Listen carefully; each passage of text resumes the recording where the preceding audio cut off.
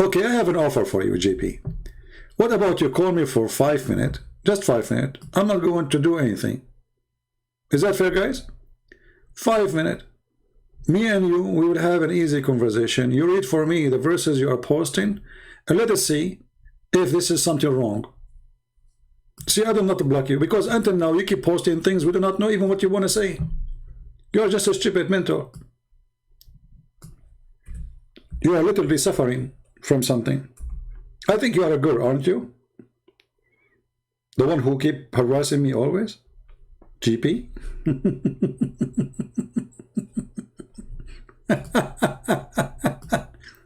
Horny girl. We Muslim girls are very decent. We just harass Christian prince. We want to talk to him. Yeah. So what the verse with the Thessaloniki? The verse here confirmed that Muhammad is a fraud. It says that the Jews, they killed Jesus. It says even they killed the Lord, the Messiah, Yeshua. And? Is that something? Guys, this guy, he is desperate. Can you show them this? Can you show them that? Like, what is that? The Jews, they killed Jesus.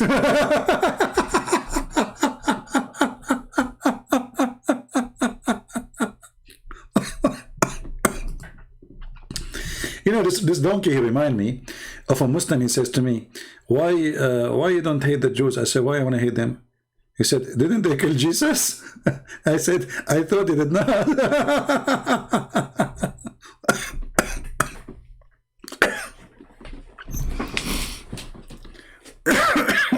Sorry. This is the best comedy ever. And you stupid donkey. Does it say they are the Lord Jesus? Our God Jesus? So what is the problem?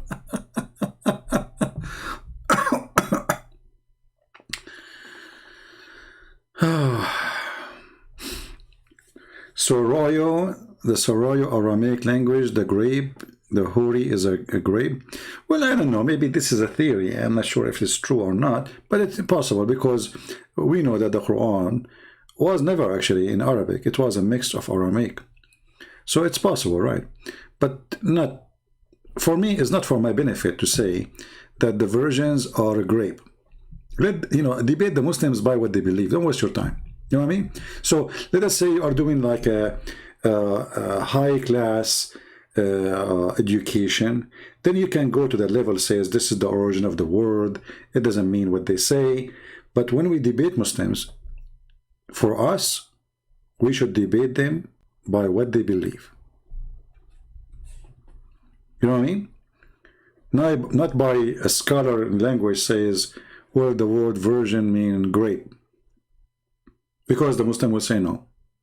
So for me, I focus on what they believe.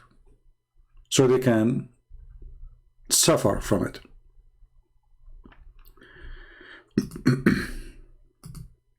So are you happy, GP? The Jews, they killed Jesus.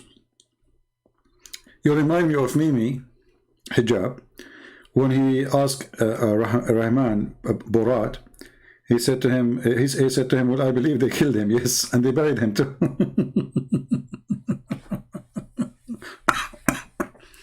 But did you tell us a secret? But I have a news for you, GP. Jesus in the cross, he says, forgive them, Father, they do not know what they are doing.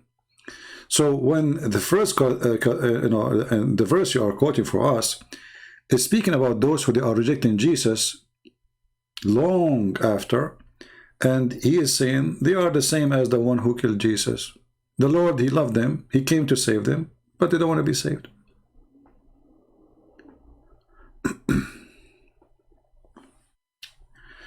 Request for theme Al-Mashi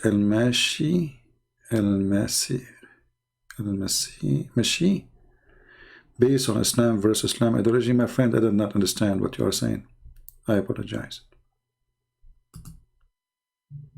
You know, I want to ask Indonesian people why none of you, especially those who live in the West, I don't want anyone to be in trouble, those who live in Indonesia, Like you send email, they will find your IP, etc. Be careful. You can use a proxy or VPN or whatever, but I better, if somebody who live abroad, contact the ustaz and tell them why there's nobody debating Christian Prince. Why nobody is coming to refute him?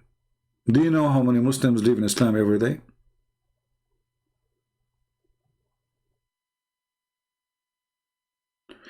It's not a he, it's a girl. It's a girl.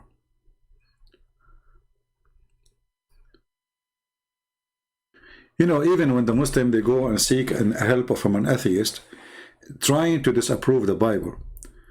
But that will not help them anyway, because even those who they are against the Bible, they agree that all the Christians and the church father, they believe that Jesus, he taught that he's God.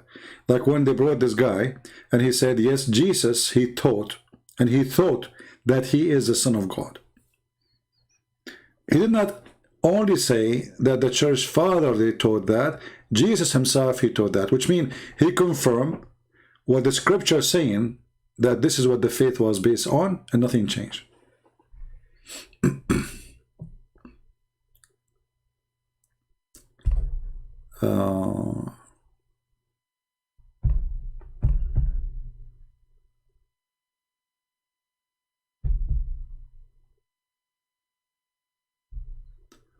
For me, Muslims are poor people trying to find their prophet anywhere. You see, when your prophet is a whore, then you have to seek honor to the whore. You will not find a Christian trying to attach Jesus to somebody else. We do not need anyone to give him honor. He's enough to give honor to himself. The Father glorified the Son, and the Son glorified the Father. Muhammad, he have even no father. He was born 4 years after his father. We do not know, he's a bastard. Muhammad, he is a son of a pagan family, and the Muslims just called me today, and he agreed his prophet was a pagan for 40 years. Muhammad is a child molester, criminal, liar, thief, and as you see, he will not even meet you unless you pay him. Right? GP, you just admitted that I have knowledge, that you're stupid.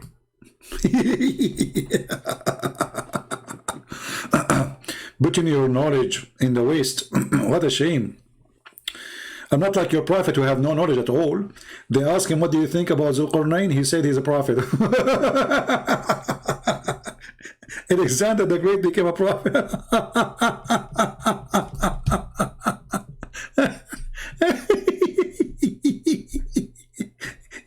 He prophet, my name is Jack Shalom, and I have a question for you, Prophet Muhammad. Okay, go ahead. What do you think about the guy with the two horn? Two horn? Yes, two horn. The guy, he came from Rome, and he came all the way from Rome, and he built the city of Alexandria. What do you think about this prophet? Muhammad, he went home, he scratched his ass. And second day, he come with the answer. They ask thee about the man with the two horns. Let me tell you something about him. Something. He was supported and given the power of all mean by us. Suddenly, the guy became a prophet. When the guy is a bisexual.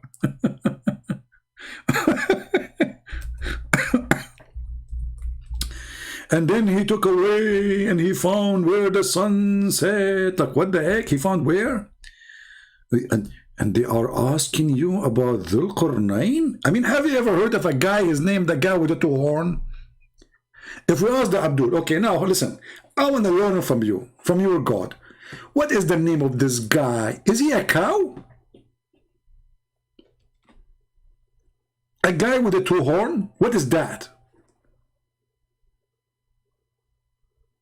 Any Muslim can help us? Like we heard of Prophet Moses, we heard of Isa, we heard of Saleh, we heard of Muhammad, we heard of Abraham, but it did not even say the guy. It says Dhul Qarnayn, the one with the two horns. What is that? A monkey? Cow?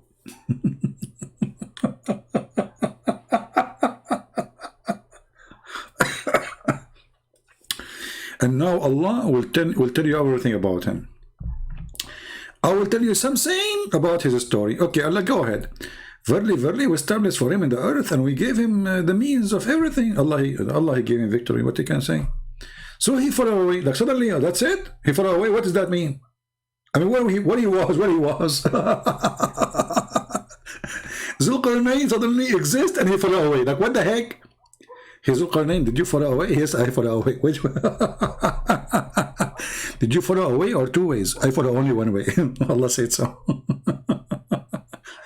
This is the story. I mean, this is book of history, brother. He fell away. That's deep. You know what? I'm really surprised he fell away. I thought he fell halfway. And supposedly he will tell us information now about him. He fell away. That's it. Where is that way? Where is that way? Where he's born, what his name, what his language, which year, which century, what the heck? And then he continued. Until when he reached the sitting place of the sun, he found it sitting in a spring of a bloody water. Like, what the heck? He found it sitting there. And then the Muslims, they try to fix the poo-poo of Muhammad. They say, brother, he did not say that Allah said that the sun set in a spring water. This is how Zulqarnain who saw it. Really? Yeah? This is from his perspective. Abdul, it says he found it. It says enter when he reached the sitting place of the sun. Where is that? He reached the sitting place of the sun. So he thought too there's a sitting place for the sun. He thought it's Allah is talking. The guy is not even talking now.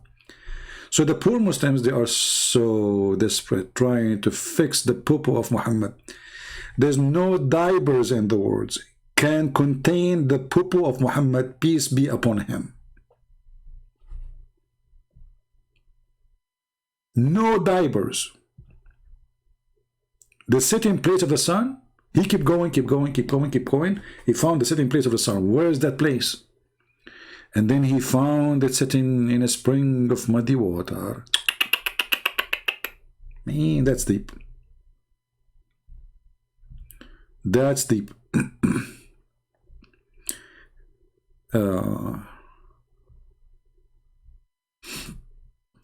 Let us see.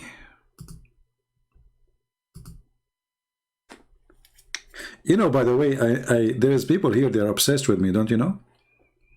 I mean, look at the poor guy. You block him, he come back. You block him, he come back.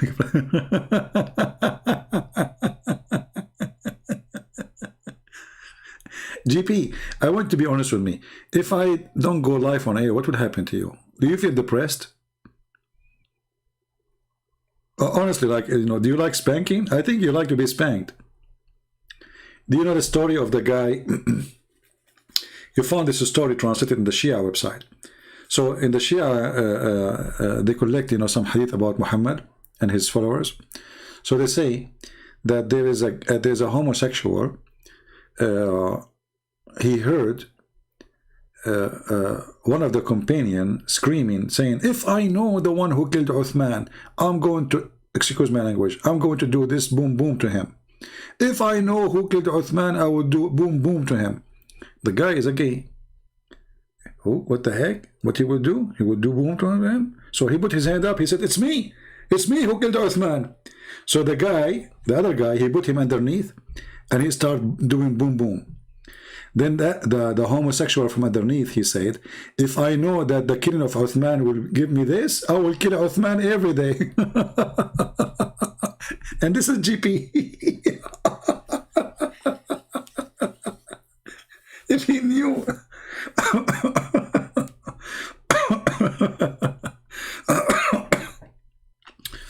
Like, what is the punishment? Are you serious? I killed Uthman. Oh boy. What do you mean who's Zulqarnain? He's a very famous Zulqarnain. The guy with the two horns. There's too many of them in the street. Just walk in the street, especially in the Middle East. Everybody have a horn. Everybody have a horn. You know, in the Middle East, we are very friendly people, by the way. So if you are walking the street and your eyes meet with other guy eyes, you have a problem. One of you have to say to the other one, what's the problem? The other one says, what's your problem? The other one says, no, what's your problem? And in 2 seconds we will have a fight. Roosters, the land of roosters. But they will fight, and usually they fight just by talking, not like by really fighting. I will kill you, I will do this to you, I will, you know, etc. And okay, you know, and as long as there is somebody separate between them, they will kill each other. The second nobody between them, they are fine, they are peaceful. I mean, the hormone increase when there's somebody to separate them. They enjoy it, you know. Like, let me, don't hold me, please. I wanna beat him. Okay, just tell him. Okay, go and beat him. The second you say that, he says, no, it's okay. I'm going to go.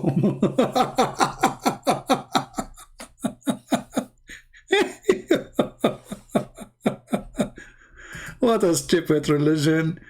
What a stupid culture. How many horn you have, that will not make you a cow. You have a horn of a pimp when you follow Muhammad. So anyway, the guy, you know, Zulqarnain, he found where the sun set in murky water. And by the way, it's still there. You can go and watch it, you know. According to Zakir, Naik, this is where the sun set in the ocean. But the problem here, it says a spring of water, not ocean. How we can fix the word spring? We need to change the spring too.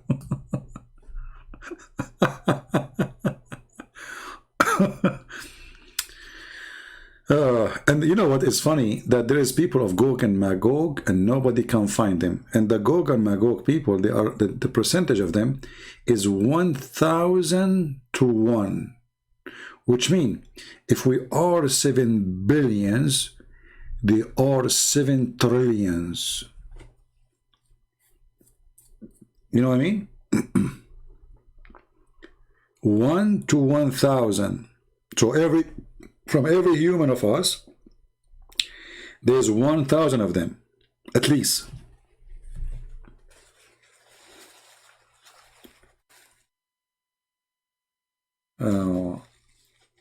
Where we can find those people behind the dam? Is that Colorado Dam? Amsterdam? Yeah, he put them between the dam. He built the dam from copper and iron. You know, do you know that iron rust, right? Even copper, you know, would be damaged. So until now, brother, they are behind the dam until now. Like this is like thousands of years already. They are there. They cannot come out. It's a true story. Yeah, those people, they are there. And he put a dam, and because of the dam, they cannot leave. They're trying, you know, but the dam is very, very, very thick. Yeah, the whole dam is made from iron and copper. Yeah, and I mean, they cannot find them in satellite or anything. Because why? Because this dam have a special protection.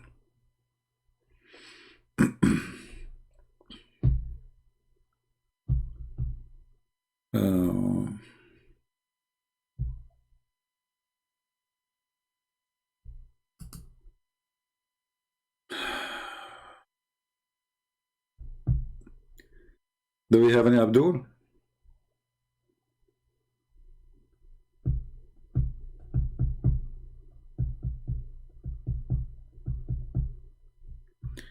It's mentioned in the Quran 81:19. I don't know what you mean, Zakir. If you want to make a comment, you know, just make it complete so we understand what you're talking about. But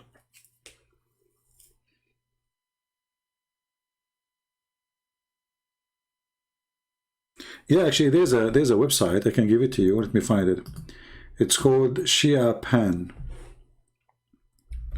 They have collection of translated stupid, crazy Sunni stories.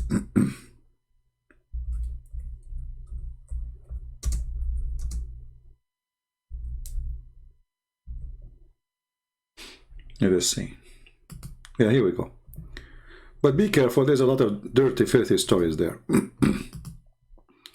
But anyway, they have reference for everything. Everything you see there have reference.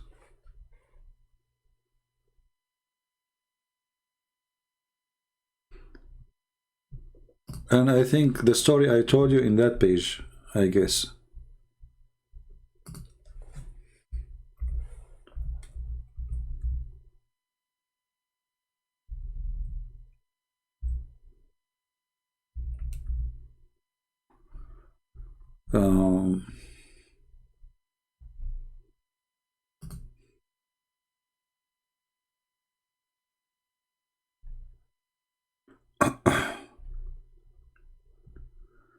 Maybe not this page, I don't know.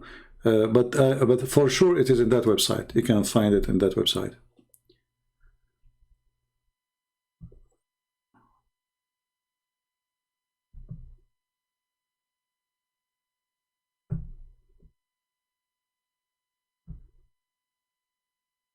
Second example of the Sunni morality. Use the dildo female sex toy. If a woman does not have a husband and her lust becomes strong, then some of our scholars says it is permissible for the women to take a crumbage, which is a piece of leather, worked until become shaped like a penis, and insert in herself. If a man make a hole in watermelon, that one is really good.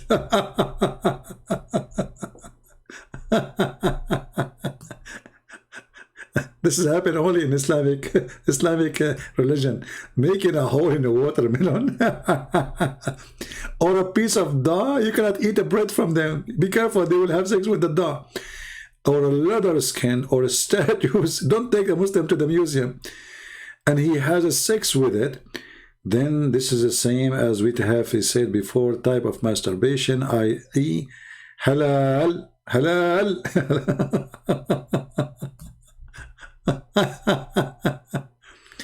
And here the Shia, they are asking questions about this Islamic Sunni teaching.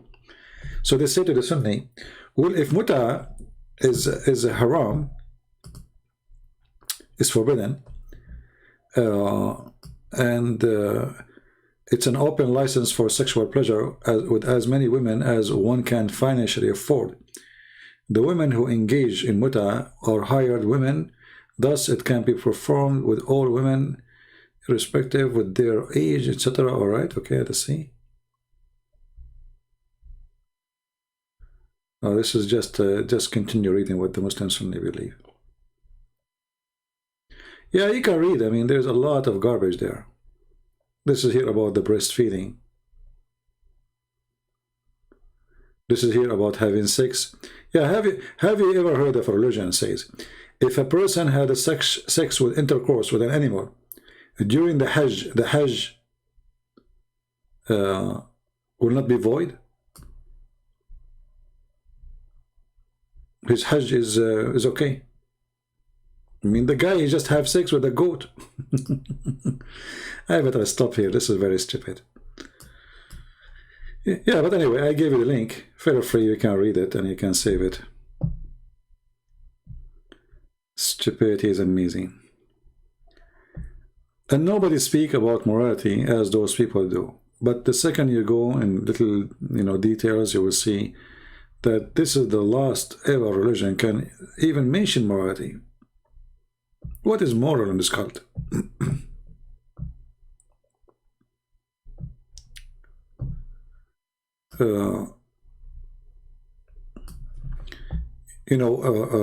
Once we were in a school, and the teacher, he said, they asked him about homosexual.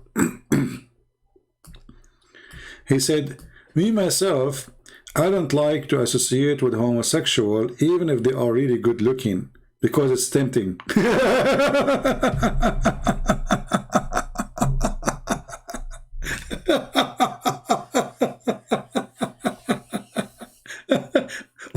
mean, obviously he's a homosexual because he don't like to associate with them because it's tempting, especially the good one, looking one. One of the students said, "Sir, I mean, only the good-looking one?" He said, "Yeah, because it's more tempting, you know." And supposedly he's the Muslim sheikh, like, haram, it's haram. So, brothers and sisters, he's talking, are just boys. We, you know, me, myself, I don't like to associate with them, especially the good-looking one, because it's very tempting.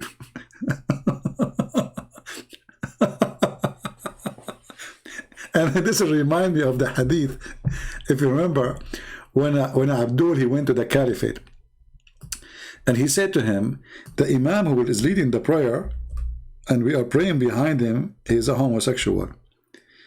And he's causing us trial, temptation, all things. The caliphate, he said, well, do the good deed people do. The prayer is good deed.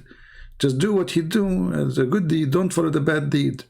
So the guy, he said, in my opinion, we shall not pray behind a feminine because that will bring temptation. But this is telling you that all the ones who they are complaining, they are homosexual.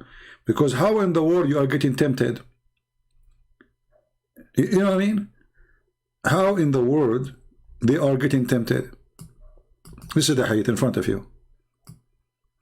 So they are complaining that the guy is tempting them.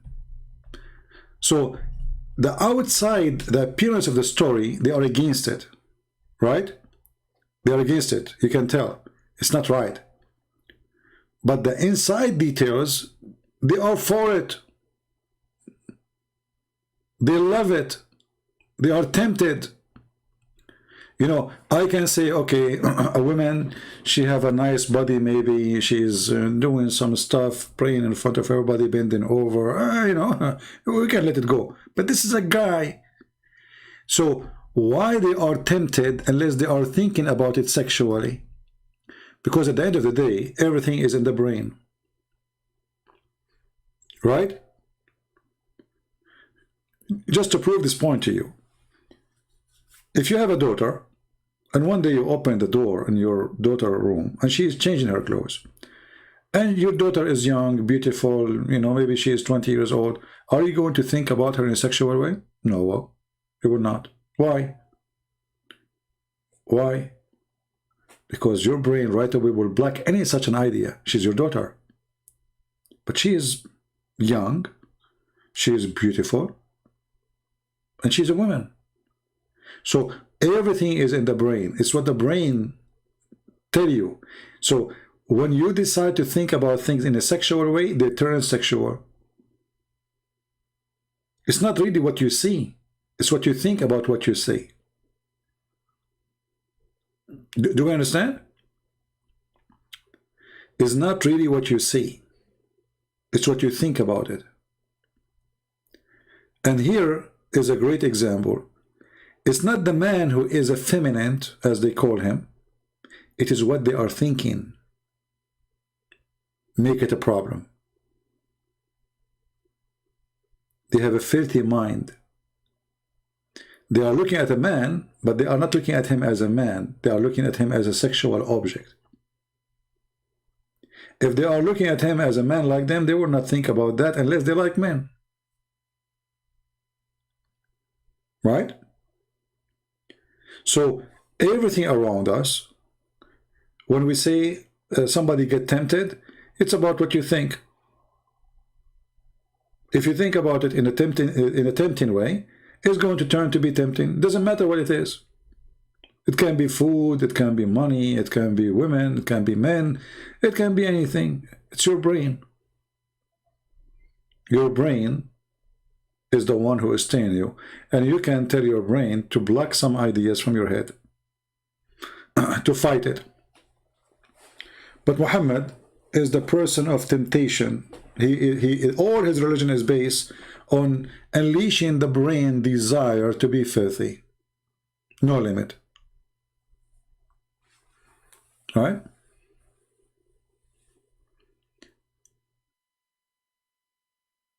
Uh,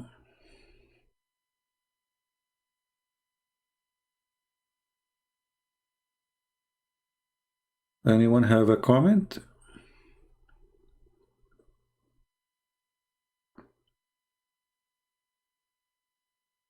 Any Abdul? What happened to GP? He left? Oh, we are going to have fun with who? Come on, GP, come back.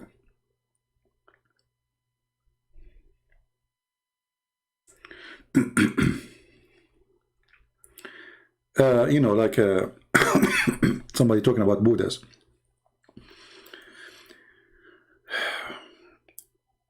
Like I saw when I was in Asia, I saw people praying in front of toys to Buddhas or something like that. I don't know much about this belief, but for me, I always ask myself a very simple question. What is the impact of this God which you worship on your life? If this God will make your life better and the life of people around you better, that's mean, you know, at least this God is useful somehow, even if he's a fake God. But if your God doesn't make your life better, when you go to Thailand, you see, you know, like I saw monks, and they are everywhere. There's those little things to pray for, etc. But there's prostitution everywhere. Okay, why those monks? I don't know. There's something wrong in the belief itself. Why it is not a problem to have such a number of prostitution in the country? Why it's normal? How it became normal? In Islam, it is not right to be prostitute as an official unless you are kidnapped and enslaved, which means Islam promotes prostitution, but in an ugly way. In Thailand, a woman willingly, she is working in that business. In Islam, they will kidnap your daughter and she will force your daughter, not their daughter, to work as a prostitute. And this is in the Quran. So here we see that the religion of Thailand, even though we believe it's a pagan religion, is way better than the religion of Muslims.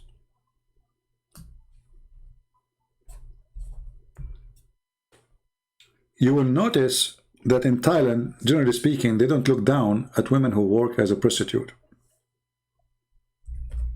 Muslims, they look down at women who work as a prostitute. But this is not really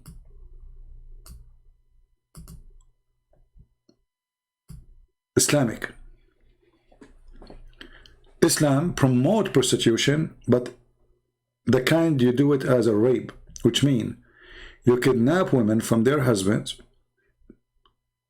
Buddhist women, Hindu women, Christian women, Jewish women, and then those women, you make them work as a prostitute. When the Muslim women, they start complaining about prostitution and how their husbands don't care even to see them no more, they have a lot of women for sex, and they are making them literally work as a, you know, as a prostitute. So Muhammad, he made a verse, says, don't force your girls, not this girls here, not your daughter. Girls is your slaves. Don't force your girls to do prostitution if they choose chastity. So what Muhammad, he did, he said you can open a pimp house as long the girls, they agree with it, Allah bless you. However, even if you force them, there's no penalty and there's no punishment, and Allah is all merciful. So either way, prostitution is halal. In the same time, because the society of Islamic society is very corrupt, very hypocrite, they look down at prostitution, but they are the biggest society of prostitution. The Caliphate, they kidnap tens of thousands of girls and they force them into prostitutions. So you make them prostitute, and then you look down at them.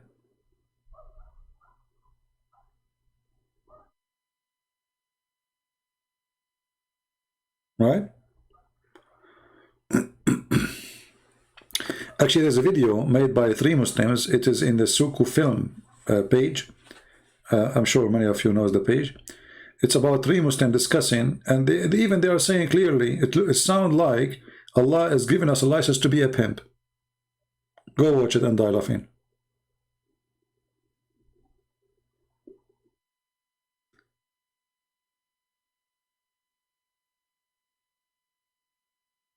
And look here, when a Muslim, he says that the muta in Islam is forbidden. Well, first of all, why we have muta anyway? I mean, this is another form of prostitution. A Muslim woman, she offers herself, and then they call it marriage. So what Islam does, they cover up prostitution, give it a title of marriage. You go and you rent a woman for a day or 2 hours. And by the way, a muta is one of the biggest business in Iran. A lot of women who cannot afford making living, prostitution is haram, brother, but they can do muta. But this is prostitution. She offers herself to a guy to stay with her for 10 hours. According to Iranian government, this is not prostitution. This is muta. Muta means sexual pleasure. You see how awkward? So in Thailand, women, they do it. People don't look down at them. They have different culture, different belief.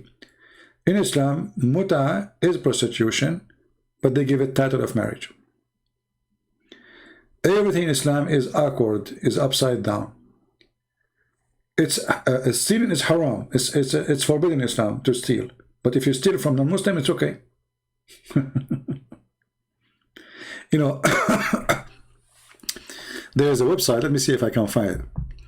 They were asking, they were asking, is it okay to steal electricity from the government or from the company so we can heat water and do ablution? He said, yeah.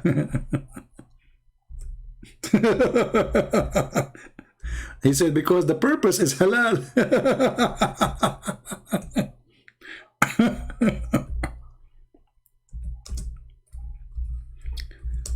Let's see if I can find it. This was many years ago, I saw it.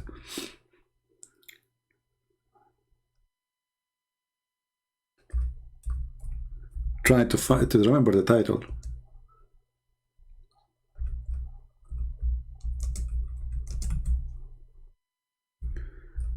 So it is halal as long, because the purpose of your stealing the electricity, because brother, you want to do ablution.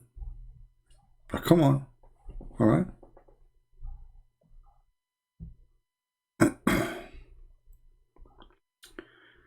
Let us see if I can find it.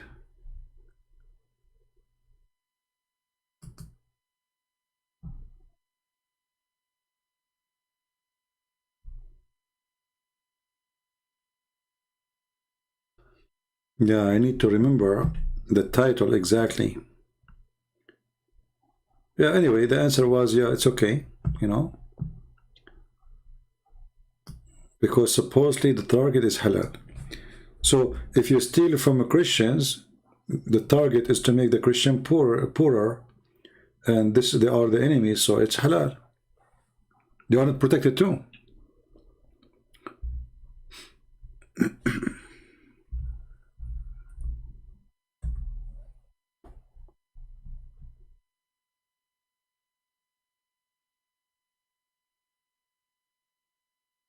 Yeah, I can't find it.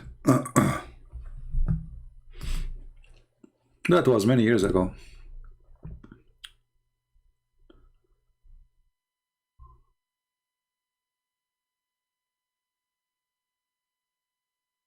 So now, are we going to keep this video? It became very long. What do you think, guys? 5 hours, 29 minutes? Shall we keep it?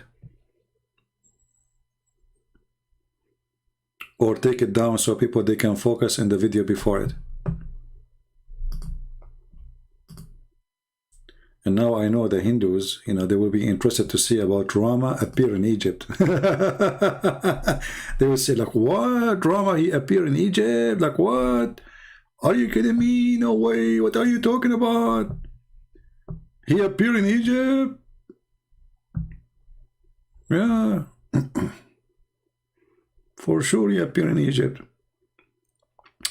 Yeah, you know, I want to keep it, but after we played those videos of those women dancing, uh, I don't know. I think because now I'm going to lose some students, and people will join the classroom of that guy. You know, I mean, I don't know. I noticed that after I play those videos, I lose a lot of students. Look at those. Look at this. This is a classroom. Not me. I got this guy GP, and you know, come on. Those are the ones you want to associate yourself with. This is halal. This is halal. Here, you open a classroom like this. You serve Allah. You eat nice food, and you watch zebra. Look at this. All my life, I like to watch zebra. I mean, it's my favorite zebra, actually. I mean, animal is a zebra. What is that? Just a stop. That's it. That's it. Okay, don't go down. Don't go down. Don't go up. That's it. And look how many iPads you have in front of them. And look, those iPads, each one of them, how much expensive. Look how big they are. I mean, this guy, he get the biggest size of iPad. I mean, to buy a little tiny one, it's close to like, I don't know, how much? $500? The small iPad? Do you see how big the iPad in front of him? All of this from the Muslim Indonesian to do dawah. He's doing dawah. And trust me, a lot of people watch his programs in Turkey, praising Allah. Alhamdulillah, aman rabbi aman. Yeah. You have us. Hey, what I would do with you? You have us. You give me a break. Hey, look at this. You have us. Yeah, right. Look at this. Are you kidding me? Us? Forget about us. Look at this. You know, each one of them is like with a, like, what the heck is that? I better stop this. I have to delete the video. I mean, this became so crazy. That's it. Like, what is it? The zebra show? Like, there's no other, no one else want to dance. That's it. We are stuck with the zebra. Okay, I mean.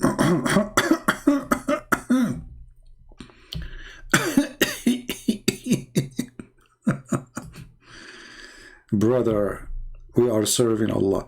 And look, this guy, you know, look at this guy.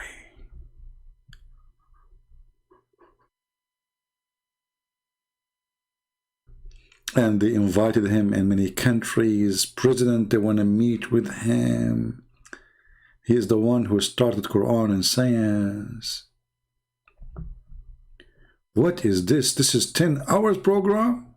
No way. Oh, this is about science. I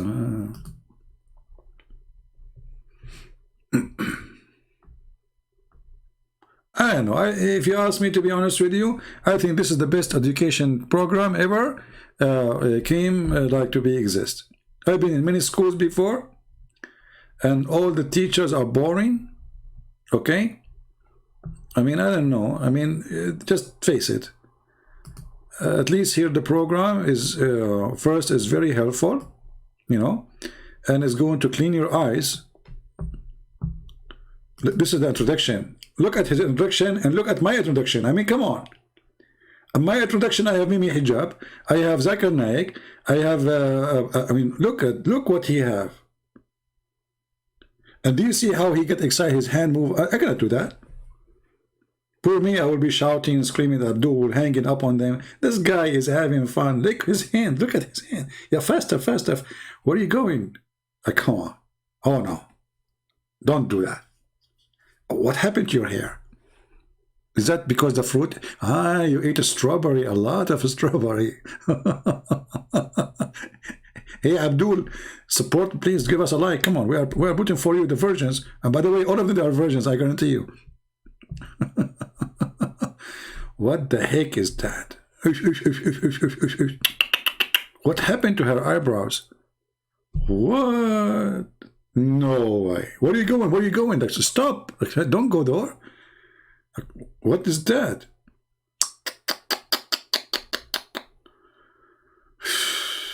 Oh boy. What? Where are you going? She's in the ground now. Is that like is that an Islamic thing? Like, you know, is that I think this is kind of Evolution, yeah. And look how his hand is moving. Like, can you change the move of your hand, you idiot? Come on, do something else. What? Aman Rabbi Aman. Yeah, if we play music, you guys, you will go dance. Look at this. Yeah, this is halal. This is halal. Look, where are you going? Look, what the heck? She's jumping in the table now. Like, what? No, no. No. And look, he is, look how he is looking. Man.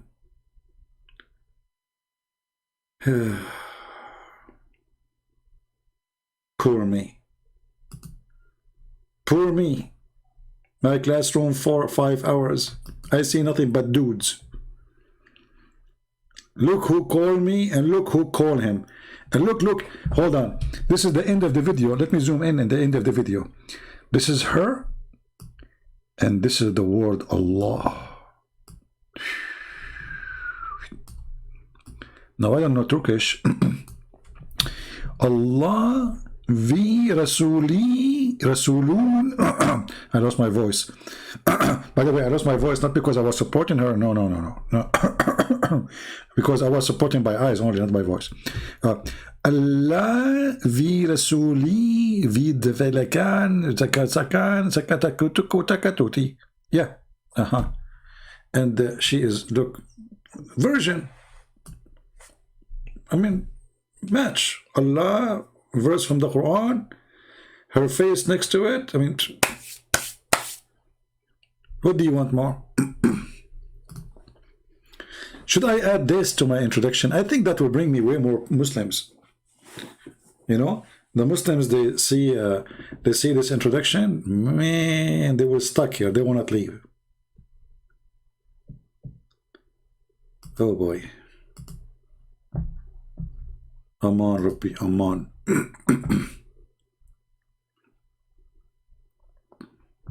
And what this guy is doing, not only girls we have boys too.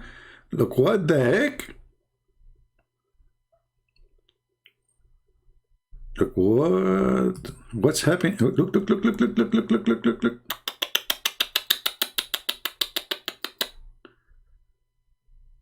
Okay,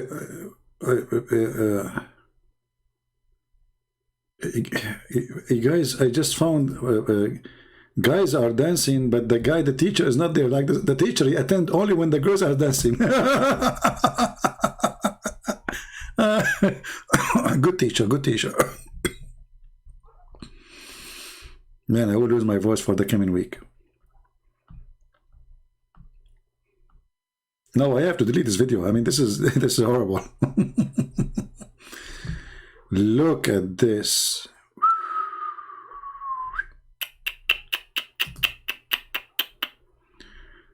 Brothers and sisters, this one is so good to the point I have to confirm my age.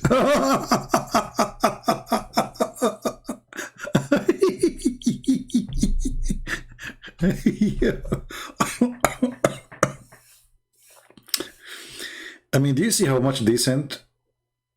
This is a class about Islam. I have to confirm my age. So what's going on behind that? You think about it. No, look at those people. Look at the chat. No screen. The people like, no, you see? Now the screen became important. Before, who care? I bet you that those are saying no screen, they are the boys. No screen. Where's the screen? We can't see. What happened? Screen. But screen. Where's the screen? What is it? Hold on. Take it easy, man. Okay, take it easy. Sign to confirm your age.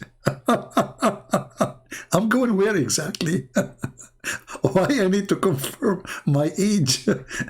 What's going on?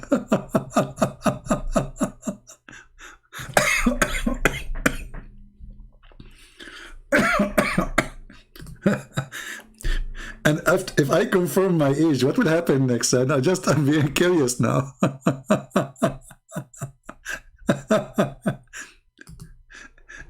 Oh boy. Imagine if we have heavens, we have videos of the heaven of Allah. Look, what is that here? There is an arrow. Look, what? No way. Don't go. No.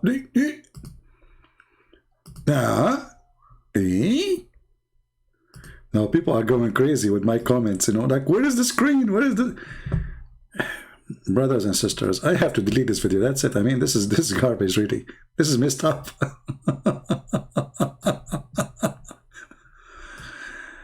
You know what? I'm thinking to download this introduction and use it for my own introduction as a start. You know, that will bring more Muslims. Look at this introduction. Look at this. That's what I need. And I was wondering why I'm getting like 30,000, you know, after 2 days. With this, I will get, Allah knows best. Look at the legs. Man, and there's a microphone next to her face. Wow. Yeah, okay.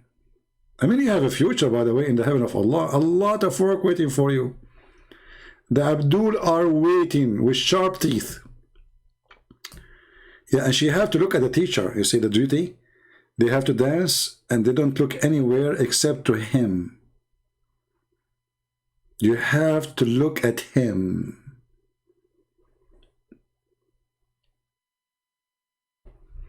Should I play the music? Hold on, let us see what the music is. Da-da-dun, da-da-dun, da-da-dun, da-da-dun.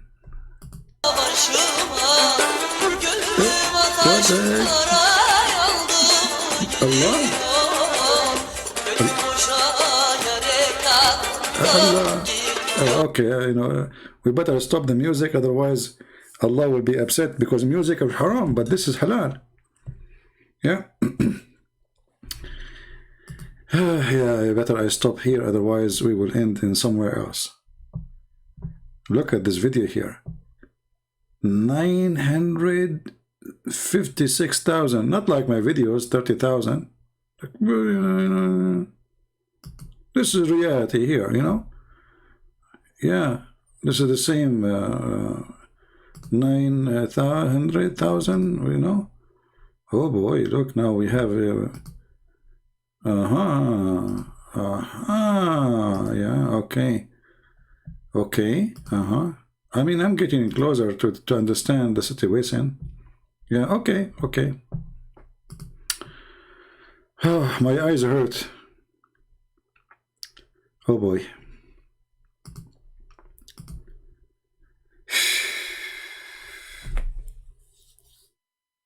You know, this cult is really garbage, and I hate to talk about it.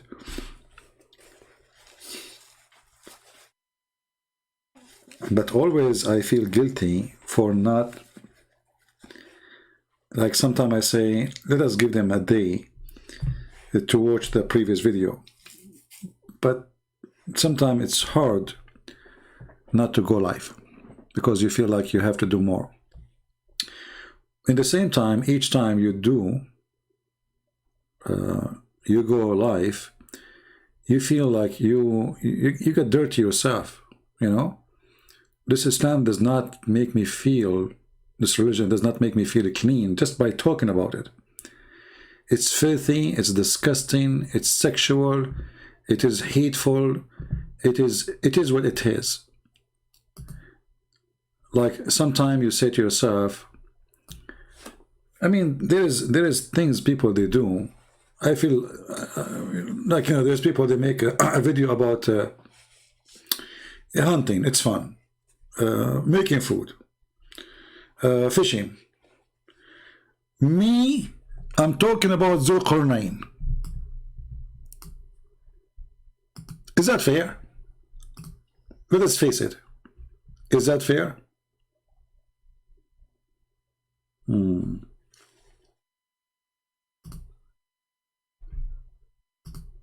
Zulqarnain. People are having fun, and I'm talking about the stupid Zulqarnain.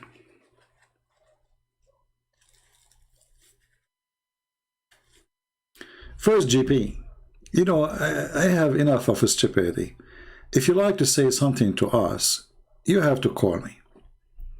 Stop being stupid.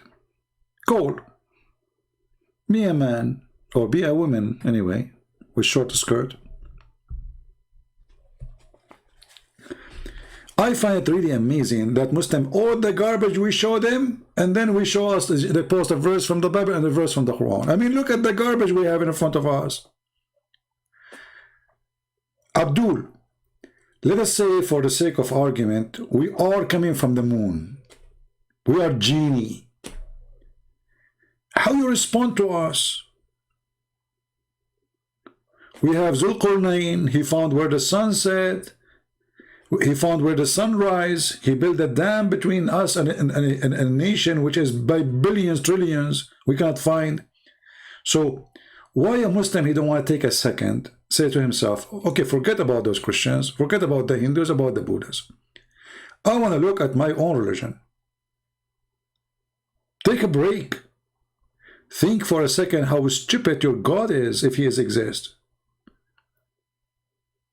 Or what is making you worry? Is the Christians? Let us say the Christians, they have a wrong belief. Do you have a good belief?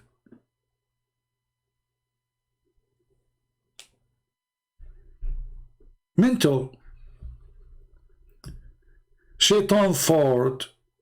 Shaitan play with your anus. And then what he do? They post things have nothing to do with each other. Your Quran confirm our Bible. So why you are against it then? I mean, who is stupid here? You see, if we are Hindus, then you say, okay, my book did not confirm your book, but your stupid book confirm our book.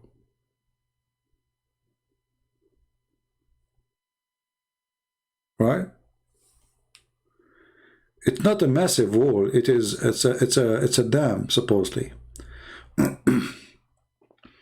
And those are by billions, because the percentage of them, according to the hadith, 1,000 of them to one human. Sorry, 1,000 to human. So every human, there's equal 1,000 from the other side. And each one of them, before he die, he will make 1,000. So if you think about it, they will reach maybe billions of billions, not trillions of trillions. So all this garbage, the Muslims, they don't have a problem. They are just, the Bible is their problem. And remember here, my program is not about the gospel. I'm not here teaching the Bible. I'm here to debate Islam. So why Muslims cannot take the fact that here we talk about their stupid God? You see, if the Christian prince, he is opening a challenge to debate about the Bible, I will say, okay, well, this is what the topic is. We are talking about Islam.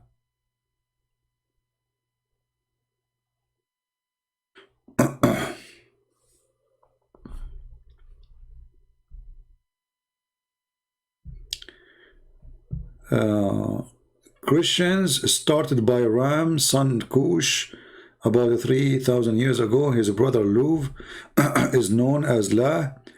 With L, it become Allah. I don't know what are you talking about. Allah knows best.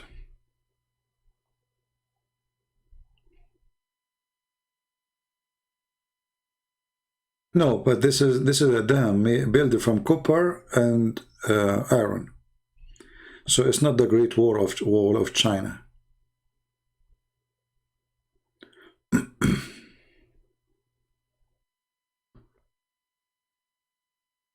Do we have an Abdul?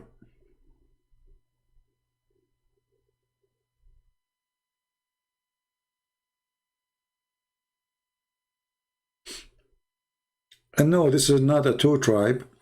Simply, this is a fiction story written by a person from Syria. He is a Christian bishop. No, sorry, not Christian bishop. The Christian bishop is the Seven Sleepers. This one written by a Syrian author, long before Muhammad for sure, about Alexander the Great. So the person is real. The person is real. The story is fiction. So everybody knows that this is a fiction story. But the stupid Muhammad, as usual, he take fiction stories, he put them in the Quran. The same as the seven sleepers.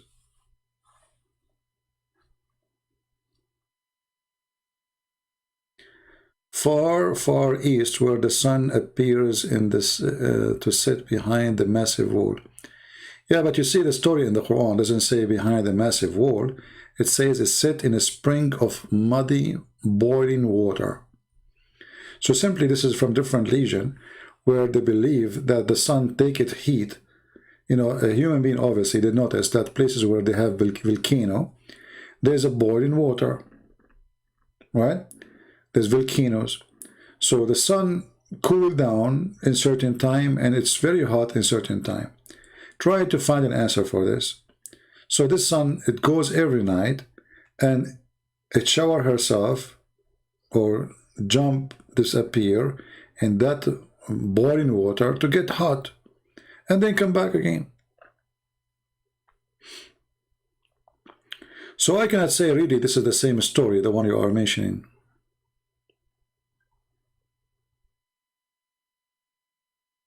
All right.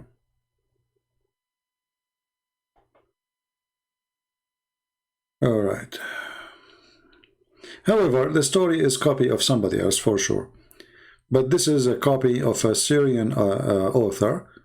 And the other story of the seven sleepers too is made by a Syrian author. His name is Jacob or Yaqub. But this guy, he did not write a story to believe in it. He wrote it as a fiction. Everyone knows it's a fiction. But Muhammad, he took the fiction, he put it in his book.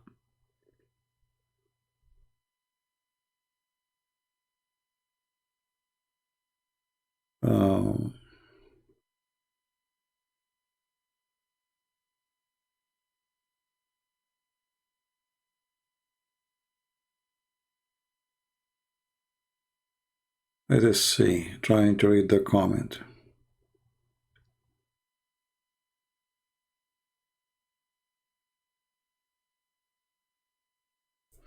Well, Alexander the Great is a very famous person. When you circulated the, sorry, if there's any person in the world who do not know this guy, come on. Especially, you know, he is in the heart of the Middle East. He built the city of Alexandria. So he's not only known, I mean, this guy, he built cities but with his name wherever he go.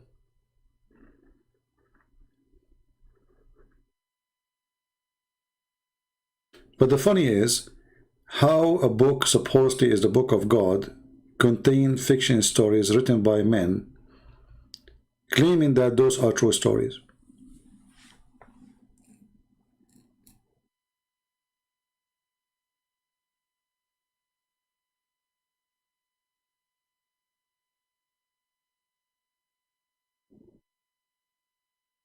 I'm sure that if a person like he study legions, he will find, like, you remember this guy, the atheist, he speak about that the Bible have legions too.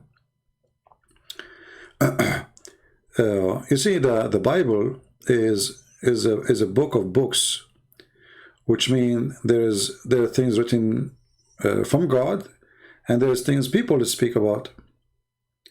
So let us say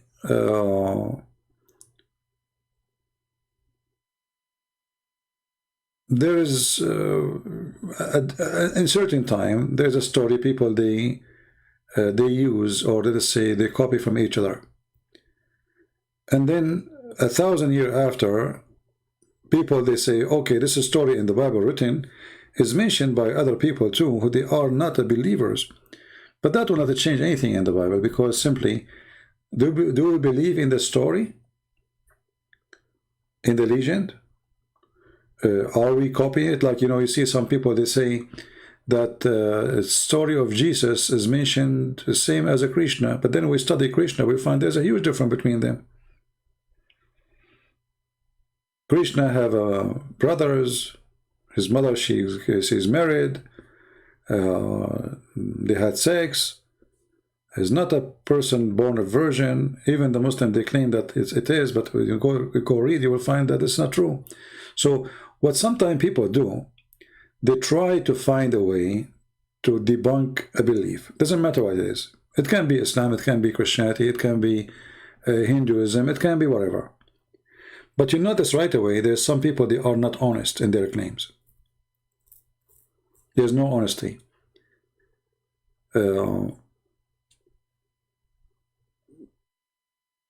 Just because this religion is against your belief, or let's say you have problem with it, you try to make a story fit with a story.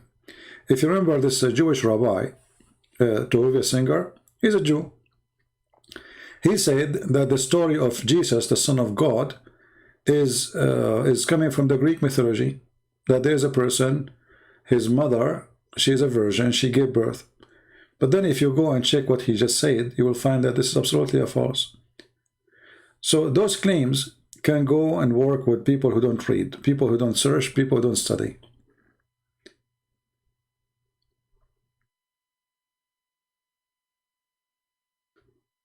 Why the thumbnail about the Hindu god? Because the Islamic Authority in Egypt, they warn Muslims not to use the name of the god Rama, the Hindu god, for he is the enemy of Allah. And if you go from the beginning of the video, you will see we talk about that. So some Muslims in Egypt, they're calling their girls, their daughters, Rama. And the phobia of Muslims made the alarm that we cannot do that because this is the enemy of Allah.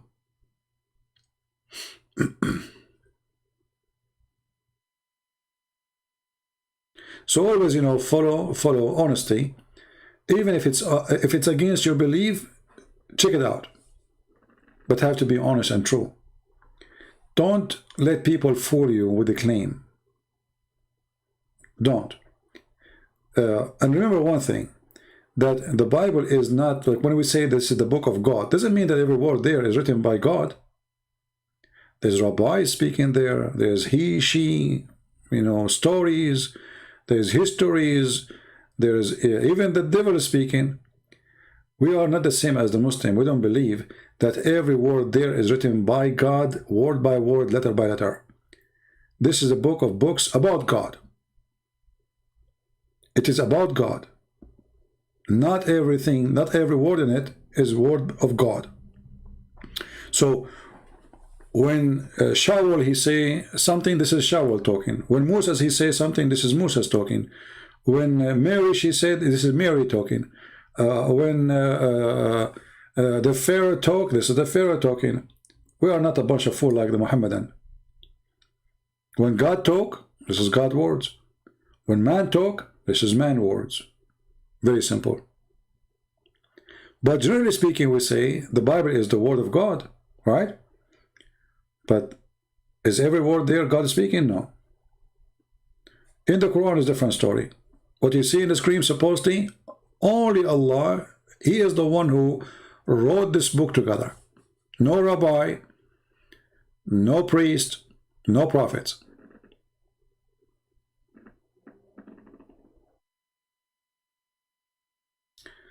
Okay.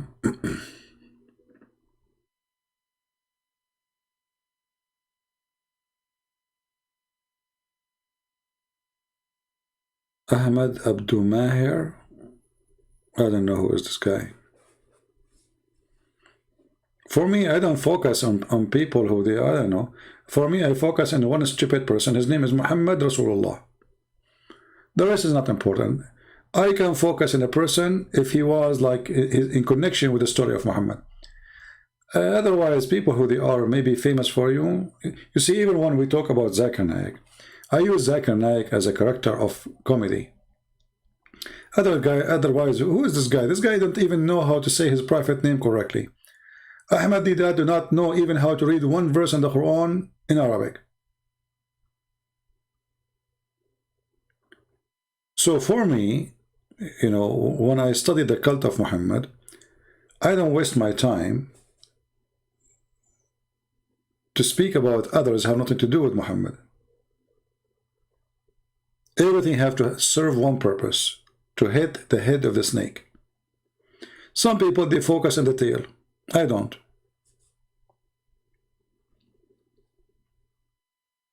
Well, you know, the Bible is, Jesus, he said, that to wish to yourself what you wish to others, and that is the law. See how simple it is? To wish to yourself what you wish to others. That is the law. Which means the whole book, the whole Bible is this. The whole command of God is this. To be decent and don't be evil. Wish to yourself what you wish to others, and wish to others what you wish to yourself. That's all the Bible.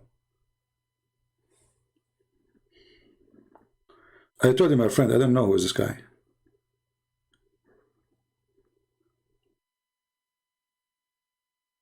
I don't know who is this guy, Ahmed Abdul. I have no idea.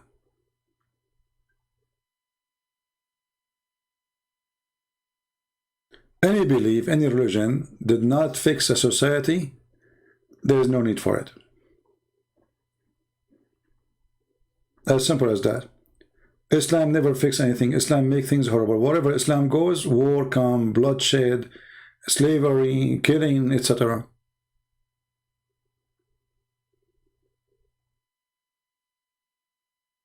What is the percentage of ex-Muslims? Are they increasing? Well, yeah, they are a lot, but you see the problem is when somebody leaves Islam, they don't go and make videos of themselves because they will be at risk. This is very evil cult, terrorist cult. When somebody convert to Islam, the Muslim, they will make 1,000 videos for him. But yes, a lot of Muslims live in Islam. We just have a Muslim from Jordan, he called me today.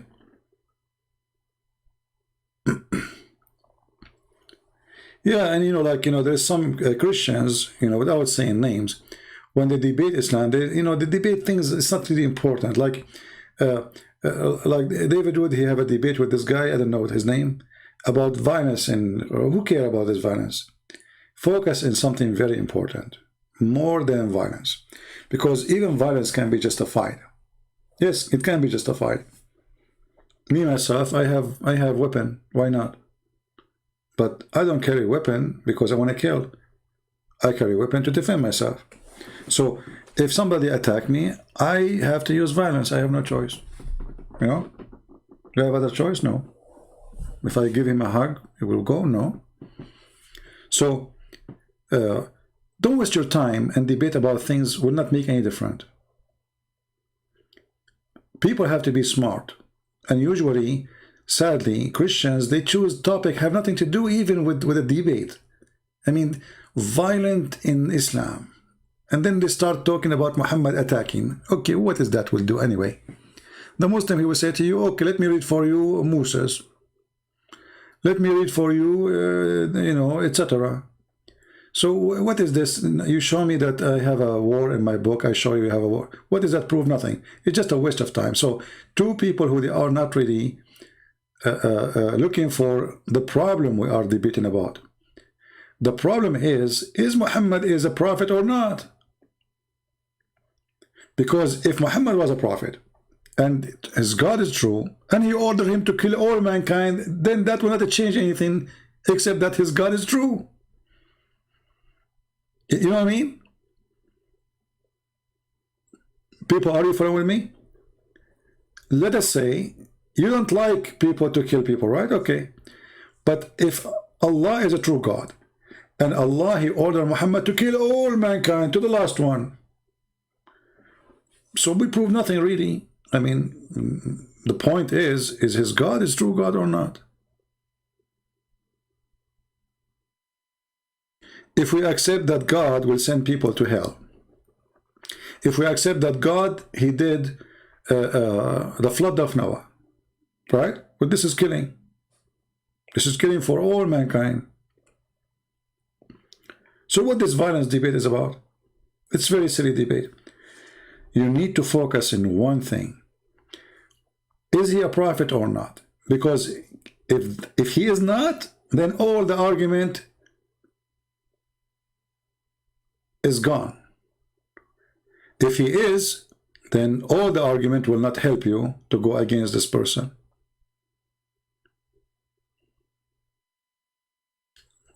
Do you guys understand what I'm saying?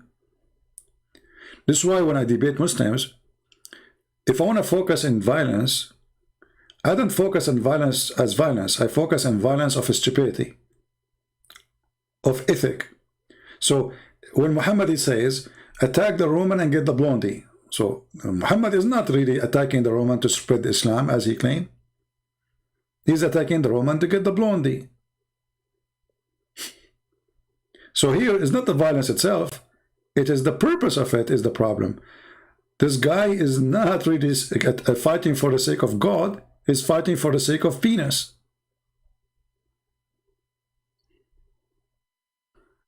And this is why I don't like how Christians debate Muslims. They do this like 5 minutes for you, 5 minutes for me, which is useless. Because the Muslim, he will say a 100 lie. And then the Christian, he go, and usually what he do, he don't even listen to what the Muslim said. They're not listening. This is why he don't cover what the Muslim he just said. He just continue reading what he wrote before the debate. So debates between two individuals, one is a Christian, one is Muslim, usually is debate between two articles written a month ago. There's no real debate. Listen carefully to what the Abdul is saying and hit using what he just said.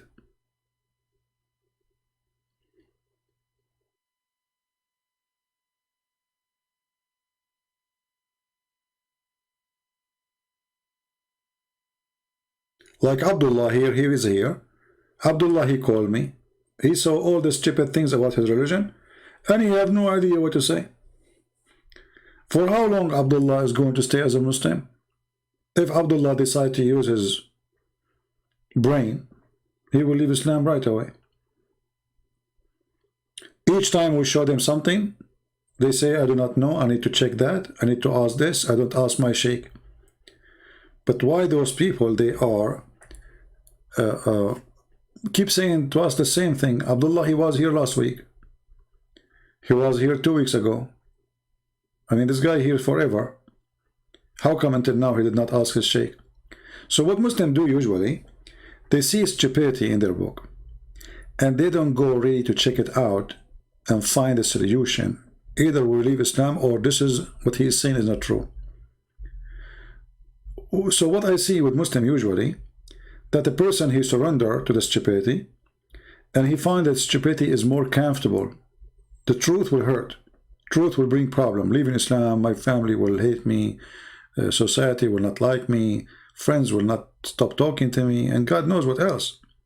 So let me stay with the stupid Muhammad better than being with the smart Christian prince. Stupid Muhammad is more comfortable.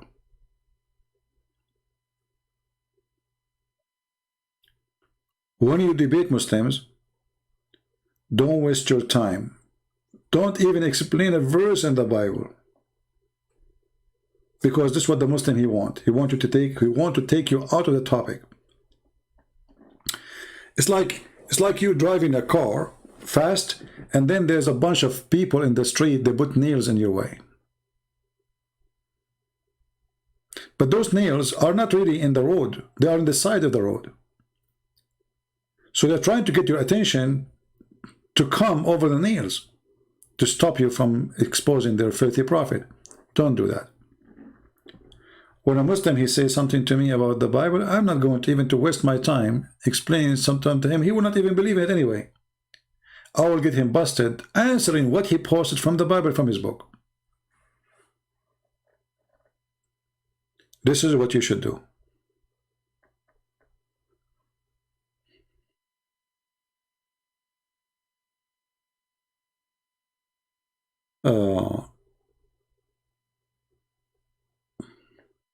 Allah said, my slave, if you come to me, you see, Abdullah, you are being stupid again.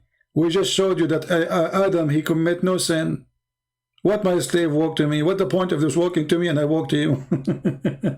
If Allah decide your destiny anyway, what walk to me, walk to you? You are like just a, you know, you sound like a turtle. A turtle. She bought a ticket of walking to Hawaii. She want to walk to Hawaii, and she's hoping one day to be there. What walking to me, walking to you? We just showed you that it's a destiny. So my slave walking to me, even if you walk to him, Allah wrote it for you. So it's not you who decide to walk to him and he walked to you. This is stupid. Your prophet is just a dumb person. He keeps saying things doesn't make sense.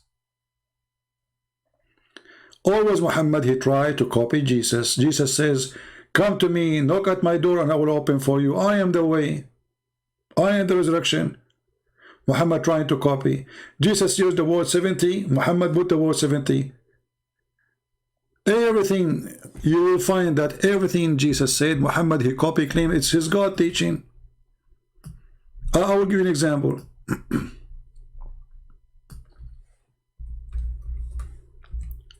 Is that verse sound similar to you?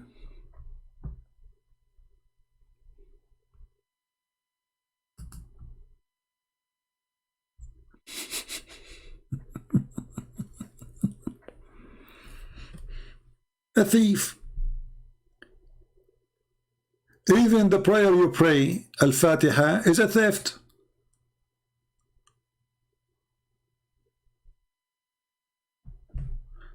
Everything your religion has is a theft.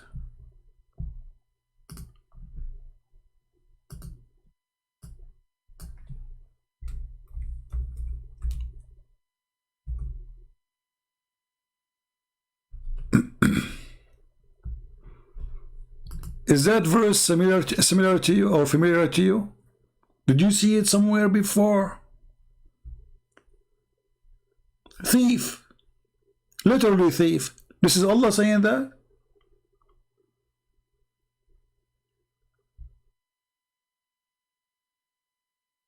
And look how he changed it just to cover. He take the idea, he adds his own stupid spice, and he put it in his book.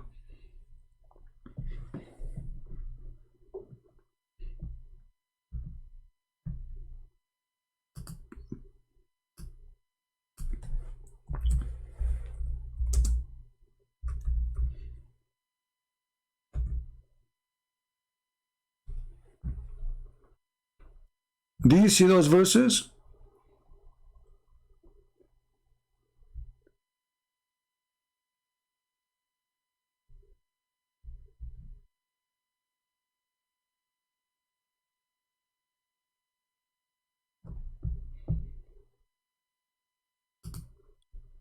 Does it ring a bell for you?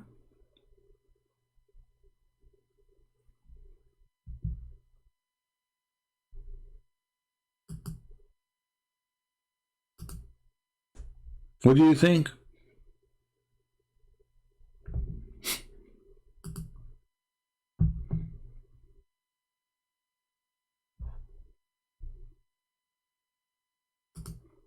What do you think? Thief. Thief with no dignity.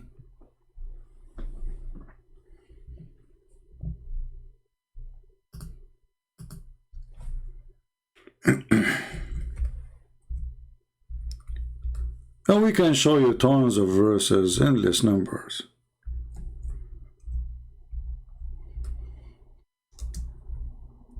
Let us see if we have anyone. For how many hours we are live?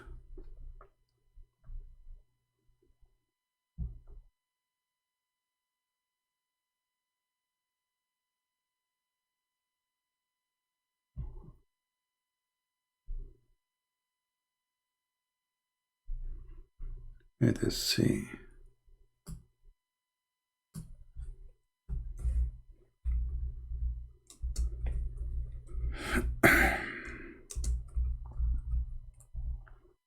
Actually, there's a book, it's called Priest and Prophet. You will find very good study actually about Muhammad stealing verses.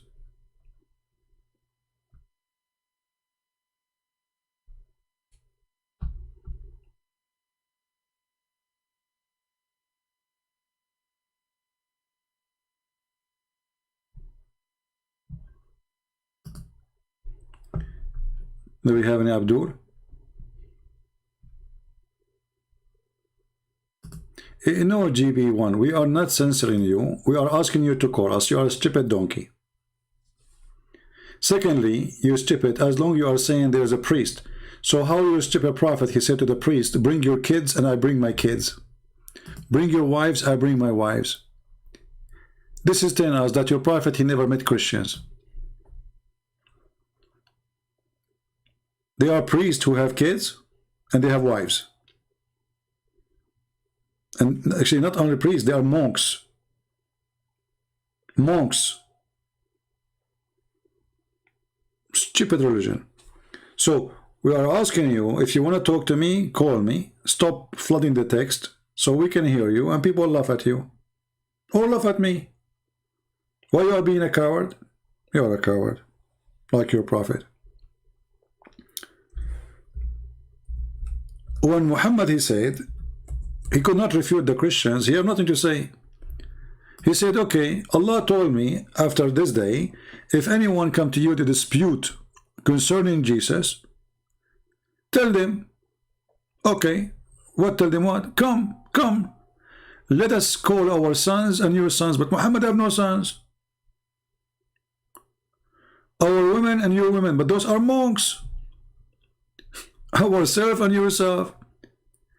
Then invoke Allah to curse the one who is lying. This is the most stupid argument ever. If a Muslim, he call me and he say he believe in Allah, he's not lying. He believe in Allah. Do you see the stupidity?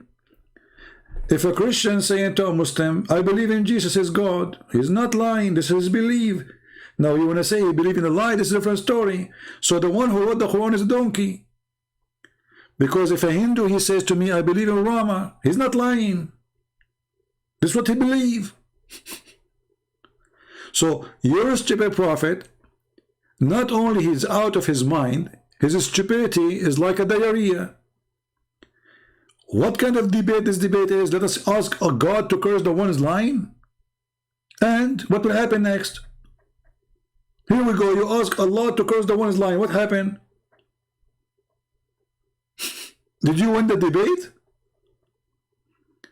So, based in the stupid Muhammad stories,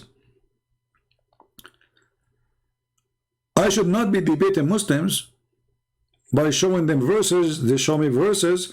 We should ask, we should make a scandal. He called me, he say, may Allah cut my nose if I'm lying. Your turn, Christian Prince. May Allah cut my toes if I'm lying. Your turn. May Allah cut my finger if I'm lying. What's this is debate? This is debate.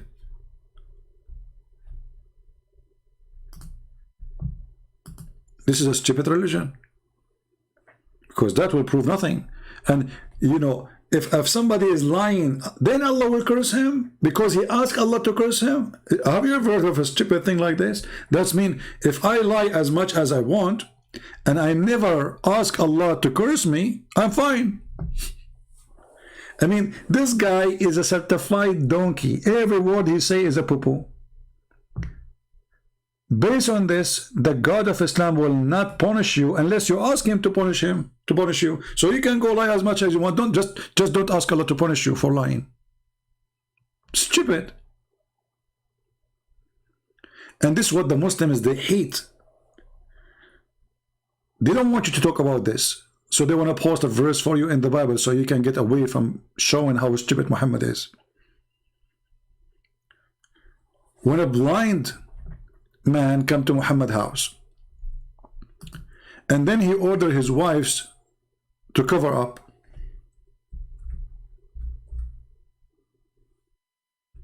and the wives, they said to him, but Prophet, this guy is blind.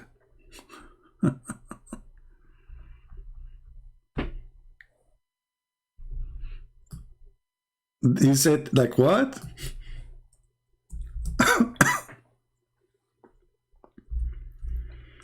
They said to him, the guy is a blind. So why we need to cover up? What a stupid prophet. Muhammad here, he need to fix it. So look what he said. He said, well, I know he is a blind. Are you? Like, what the heck? This is alone proof that Muhammad is a certified idiot.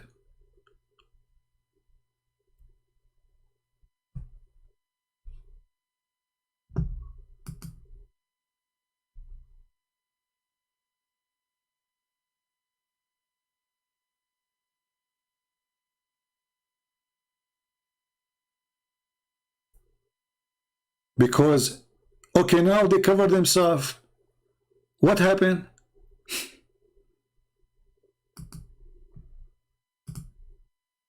Are you following with me, guys? Let's go with Muhammad. The wives now, they cover themselves.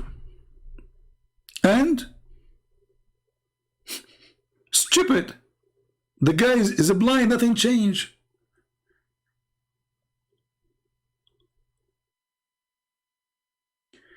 This is what Muslims, they hate. They want you to talk about philosophy as David Wood he do. Just talk about anything, just waste time, kill it. And then we claim that we have a debate, but don't show us this garbage. Because this is a proof that Muhammad is a stupid, literally. If a blind come into my house, and let us say my wife, she is wearing bikini. I mean, what a difference is going to make if she wear hijab or wearing bikini still? Stupidity. And now I order her to wear hijab, and he was not able to see her before, he can't see her after. So what the point? But because Muhammad is a stupid and he is so proud of himself, he don't want to know, he don't want to say, oh sorry, I forgot he is blind. You know? Oh sorry, yeah, he's blind, you're right. He don't want to say that. He's a coward. Is it brave enough to say I was wrong? He said, are you blind? But all of us, we knew that Muslim women, they can see people. They can look with their eyes. And the guy is not coming naked, and he says, are you blind? This is alone prove who is Muhammad.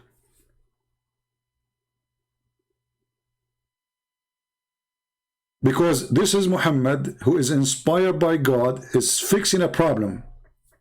And what is the problem? Blind is coming home. A blind man coming home. And Muhammad don't want the blind man to see his wives.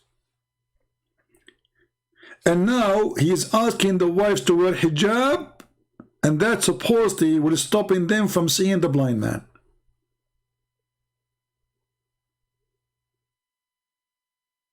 Are you there, Abdullah?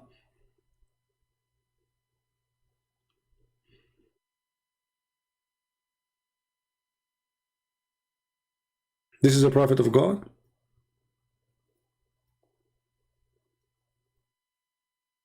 I know that he is a blind man. Are you blind too? So now Abdullah is a blind man come to his house. He will order his wife to wear hijab. And she will say to him, why? The guy is blind. He will say, are you blind too? Why? Did she put the hijab over her eyes? What the hijab did exactly? Make her blind too? Do you want to make her blind? So now we have a blind who cannot see her, and we have a blind woman, she cannot see him. Yeah.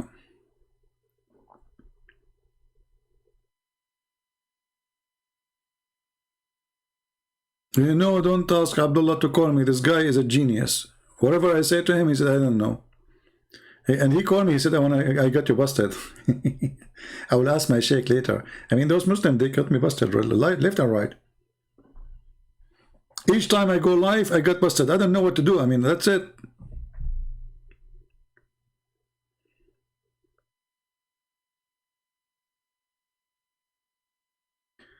If the Dajjal is the enemy of Islam, does that, first of all, how the Dajjal is an enemy of Islam if he is the Antichrist? He is not anti-Muhammad.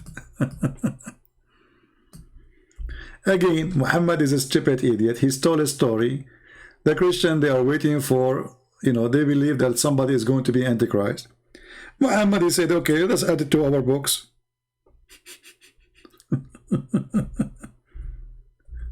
And then he start adding his own spice and paint, you know. If you read the Muslim Hadith translation, it says the Antichrist.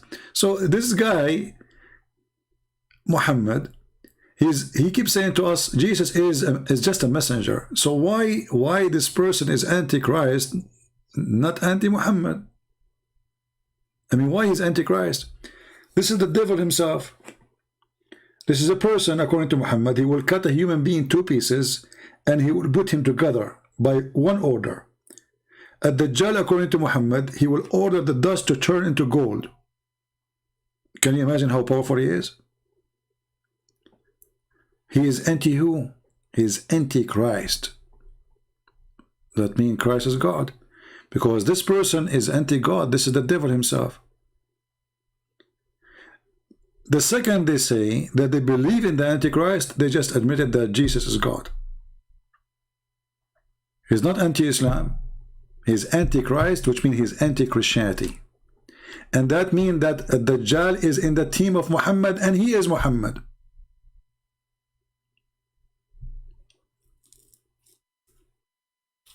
Because at Dajjal and Muhammad, they have the same target.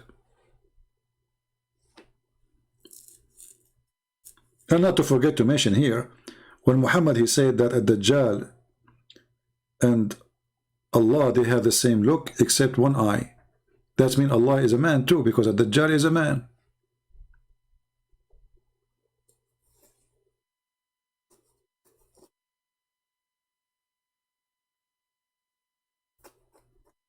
Anytime Muslim they speak about Antichrist, that means they are saying that Muhammad is a fraud and Jesus is God. Why Shaitan? Satan is a challenging God. It's not challenging a human. Satan is very powerful. So when he is, and Muhammad described this person that he can even split the man, make him two pieces. I mean, who can do that? Cutting a man two pieces and putting him together in the spot right away by just making one word, saying one word.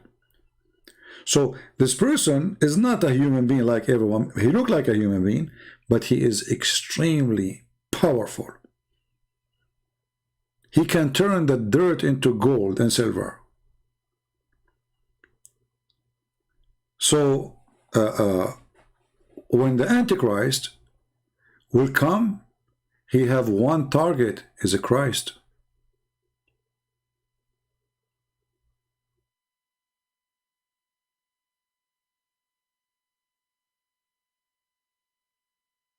Katie, are you asking me to block you?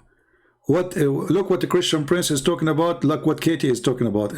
Is my windows, my car windows, are they manual or they are automatic? Okay, Katie, I just blocked you. Thank you for being here. Obviously, you are very deep thinking about what I'm saying. So 6 hours I'm talking and she is thinking about my car. Are they automatic or manual? Lord have mercy. Thank God I'm single.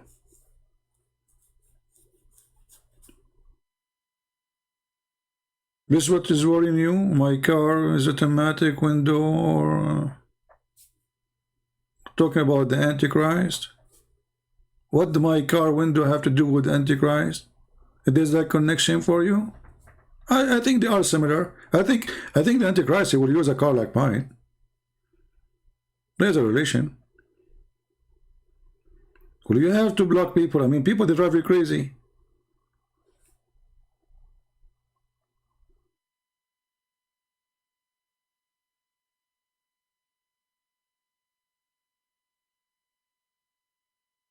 I mean, I appreciate that she is worried about me, safety, but don't you appreciate to talk about the topic we are talking about?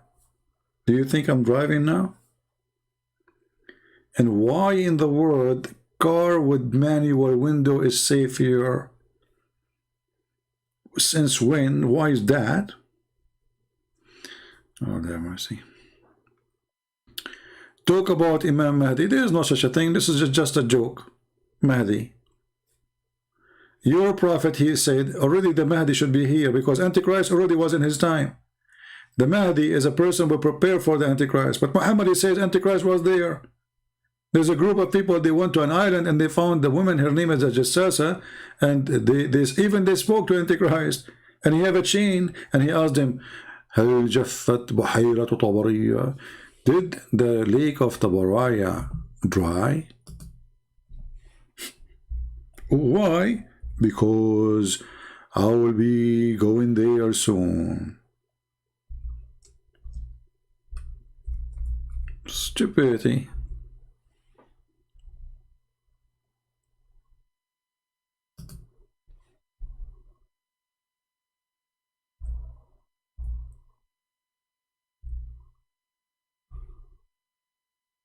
Read and laugh.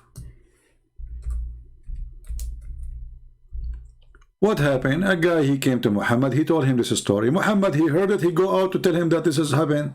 I mean, can you believe it?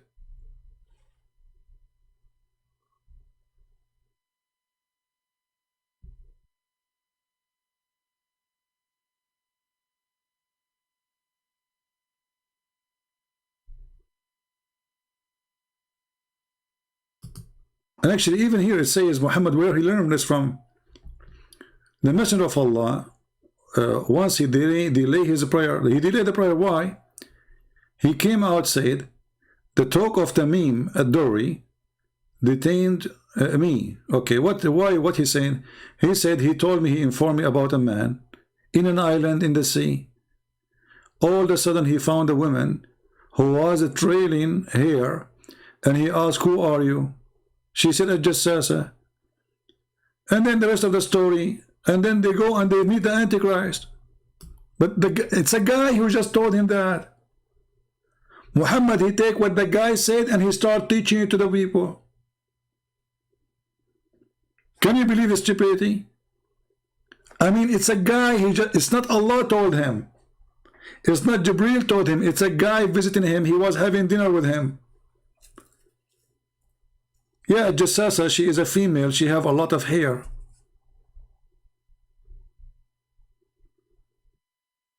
Welcome, Daniel. Welcome here. From Kenya. So do you see? He just learned it from the guy. He came out. He even delayed the prayer. He liked the story. And now he started teaching it. And now it became part of his now. He just learned a story from a guy.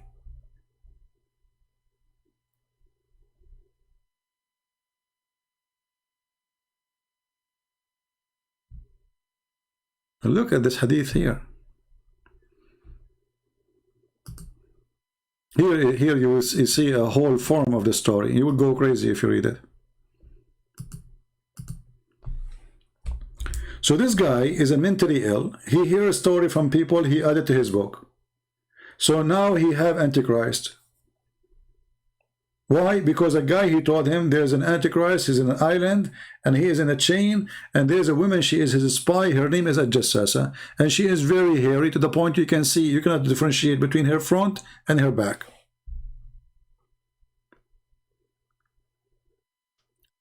The same story of Harut and Marut. You go to the Quran, you will find the Quran speaking about two angels, they came down to the earth.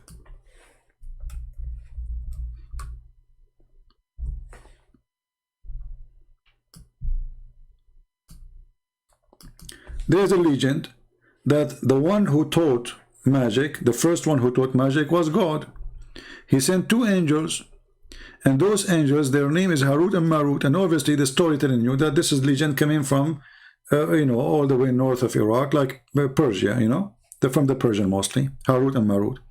So those two angels, Allah, he sent them down to the earth, and they ask Allah, supposedly, they said to him, you know, you will send Adam, he will do mischief, man.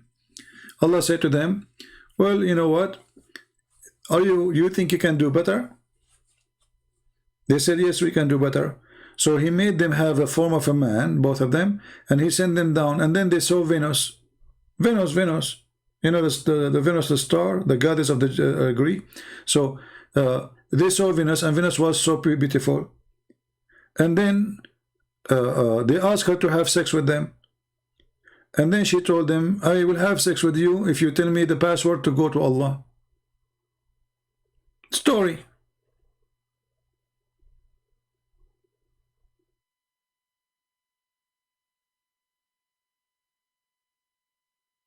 And then those two angels, they came down and they did what they did, and then Allah, he ordered them to open a school of Harry Potter to teach magic, so a man, he can divorce his wife. Let me see if I can find the reference for this Venus story.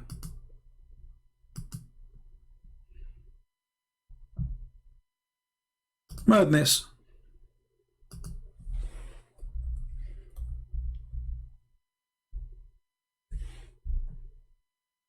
Never say a story in the front of Muhammad. He will add it to the Quran. If Michael Jackson was in the time of Muhammad, he will make a chapter. It's called Michael Jackson. I'm telling you. This guy, whatever you say to him, go take a dinner with him, tell him a story, he will put it in the Quran. Especially if it's like a lot of action in it, like angels flying, flying horse.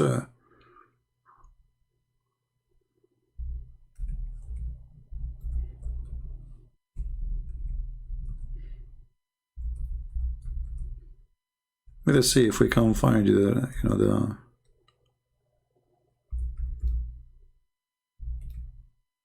But in the same time, we are really grateful that Muhammad is stupid. Because if he is not, that will make it harder for us to show people how stupid he is. Here we go. I found the page. I think this will solve the problem. And I will give you the link actually. Let me pause the link for you.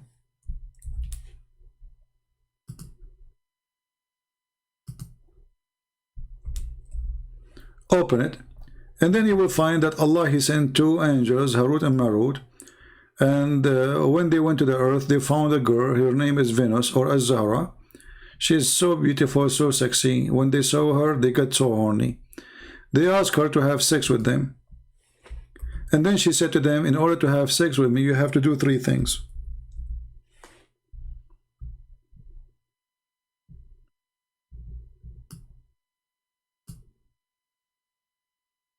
You have to do three things if you want to have sex with her. She requested that, Venus. So anyway, she made them do those three things. One of them to kill, one of them to drink wine, and the other one to have sex with her. No, to bow down, sorry, to her gods. Okay? And then she said, I will not take off my panty unless you tell me the password to go to the heaven. They told her the password, she ran away, she did not sleep with them. Okay? And then she uttered the words taught by them, and at once she reached to heaven, like she said, Chakakuku, Kakakuku, Rakakuku. She right away she's in heaven. Because now she have the password, like come on. While the two stood wide-eyed, like, what? She's gone. Like they gave her the password right away, she said it and she ran away. And now she is in heaven. But brother, Allah is watching. Allah, he turned her into a star. And then we will find what is the name of that star. They will say to you, it's Venus. True story. Muhammad, he heard it. Yeah, here we go. Have fun. This is a true story.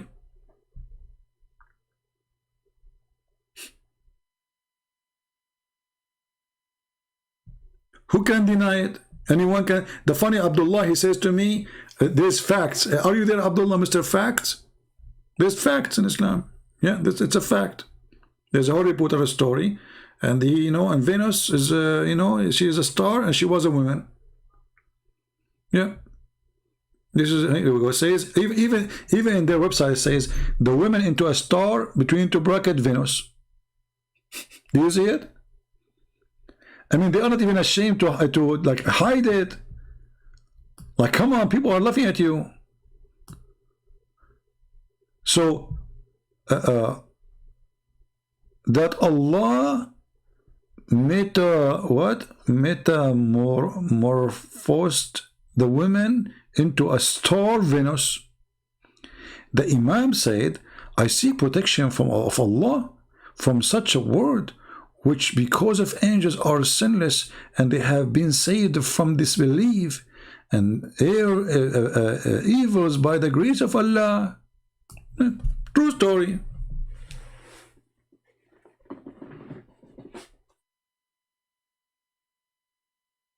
Well, according to them, it's a star.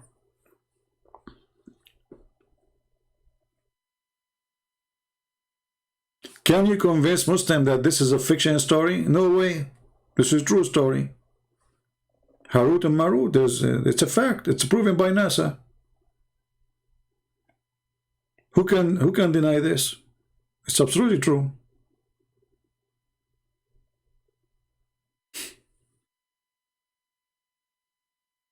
And then you will find them. This is why when you debate with Muslims, don't let them go out of the topic. The topic is Islam.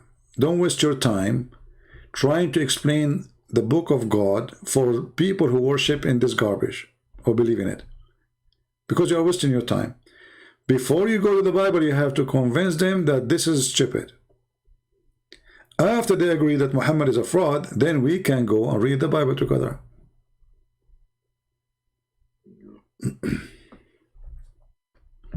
You know, if you ask yourself what kind of God he opened a school to teach magic, what is that, man? God, he sent 2 angels to open a school, and what the magic will do will divorce the wife and the husband. What is that? Why you are being evil?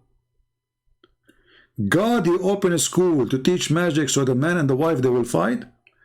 Who of you here is fighting with his wife lately? If you did fight with your wife, or if you are a lady, or you fought with your husband, give me one. Okay, don't give me one. This is private. If you have a fight with your husband because of Harut and Marut, he is the one who did that to you. He is the one who teach magic, so a man and the wife will fight. True story. You're not fighting with your husband maybe because the money is less, because he's not working, maybe he's lazy, maybe he's rude, maybe he's cheating on you. No. It's Harut and Marut. 99.99999999999 they divorce because of Harut and Marut, brother. Isn't it obvious? Proven. This is fact. Abdullah, are you there, Mr. Fact? Abdullah is Mr. Fact. He said there's many facts. Look at the fact. Harut and Marut open school of magic. That's a fact. Everybody knows. You know?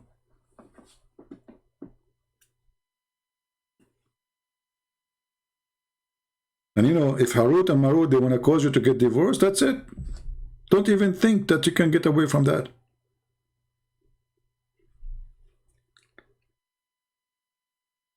Venus. I remember there was a girl when we were in school. There's a girl, her name is Venus.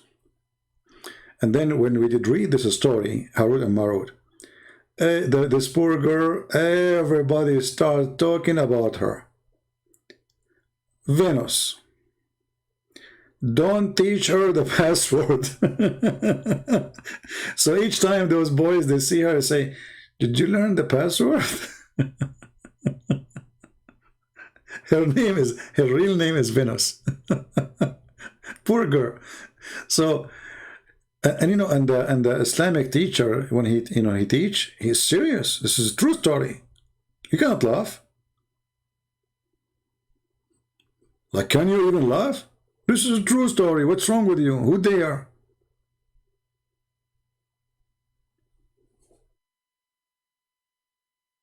And always I was wondering, like, where Venus coming from? Where Venus coming from? And then I said to myself, I mean, this is the only beautiful girl in the world, and Allah make her a planet? Look how lucky I am. Maybe this is the only girl, she can be good for me. But look now what happened. She became a planet. I mean, come on. Why you make her a planet?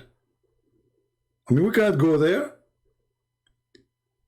And Allah, as long as this girl, she was trying to go to heaven, to the sky, why you kept her in the sky? I mean, what the point of making her? She's in heaven already, so it worked.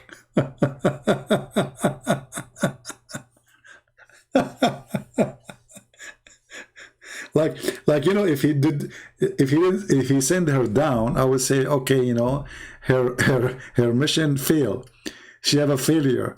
But no, he kept her there.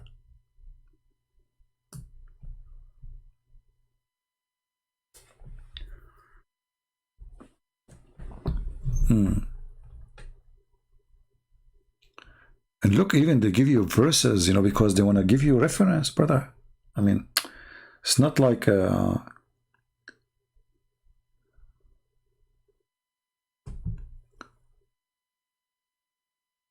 narrators have said that the same people ask Imam if it was true that when the Holy Prophet specifically declared the imamate with leadership of the Emir of al-Mu'mineen, you know, that would mean the one who will lead the people, presented by the leader to the angels, many of them did not accept it. Like, what the heck? The angels did not accept that.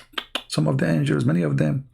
And Allah turned away of them into frogs. Like, look the heck. Allah made many angels into frogs. Why? Because they did not approve the family of Muhammad to be the leadership. See what happened to you? Okay, how many of you watched the cartoon of a guy, he was a prince, and then they turned him into a frog by black magic, and then the lady, she come and she gave him a kiss, and he became a prince again? Frog. Allah, he made the angels, many of them, into frogs. Did you see it? Are we making things up? Do we have any frog here? I mean, any Muslim here? Frog? Allah made the angels a frog? I mean, come on. Don't tell me that this is not from the cartoon. And why frog? I mean, what about chickens? Do you see how easy you can lose your rank in Islam? You know, he was an angel, second day he turned to be a frog. Oh boy.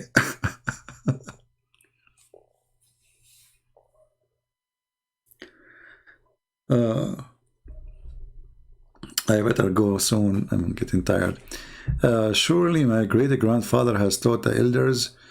Yeah, you can read it. I mean, have fun. A lot of fictions, a lot of madness, stupidity.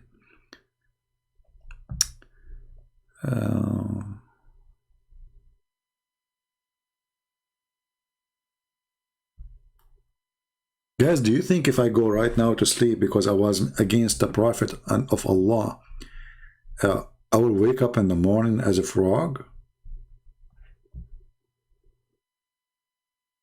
What do you think? I'm really afraid now. Should I go? I mean, should I ask Allah for forgiveness before he turned me into frog?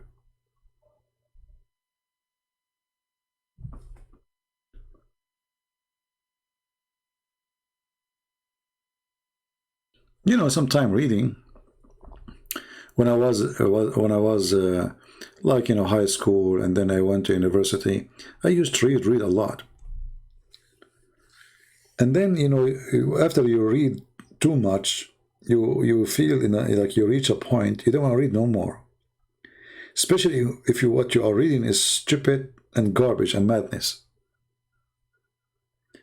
You ask yourself, how in the world this has become a religion? How in the world that you live in a country, you can't even dare to ask them, how is this? Who dare to ask question? They will kill you immediately. But this is the religion.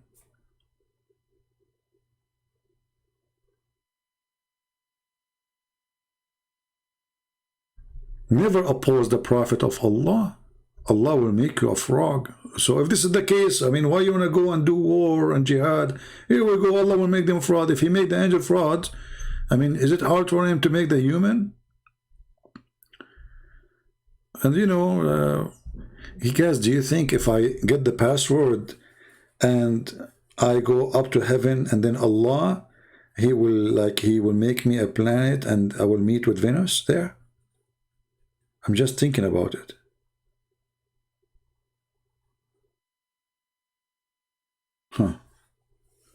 Because, I mean, it makes sense. You know, Venus.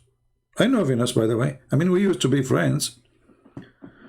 But, you know, since she did vote for Joe Biden, I know she is liberal, obviously, you know, she is very open, you know. I mean, she sleep around. Even Harut and Marut, I mean, guys, she slept with everybody in town. This Venus, I mean, come on. Even Harut and Marut. What the heck? So, like, she cannot hold herself together. Yeah, so, like, we used to be friends, you know, and then she did vote for Joe Biden. And, you know, and then when Joe Biden became president, she sent him like 1,000,000 boxes. They are not, nobody knows they are coming from where. I think they are coming from different planets, which is Venus, I believe. And then Joe Biden, he won the election. And this is a true story, you know. Otherwise, how in the world he won? I mean, this guy, he can't even remember his name. We're going to vote for him.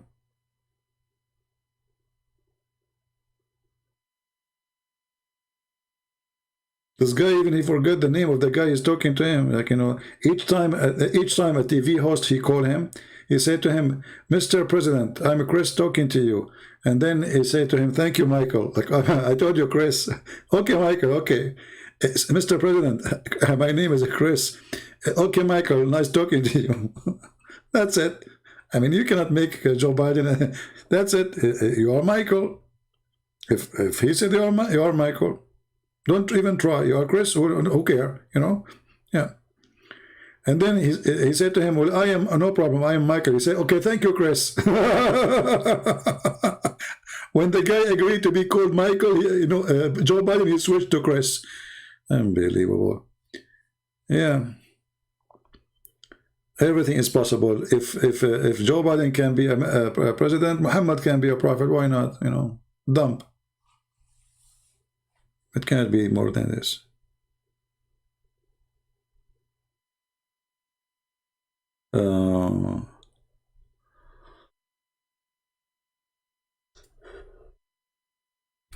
I made a tea before I start. I did not even drink it.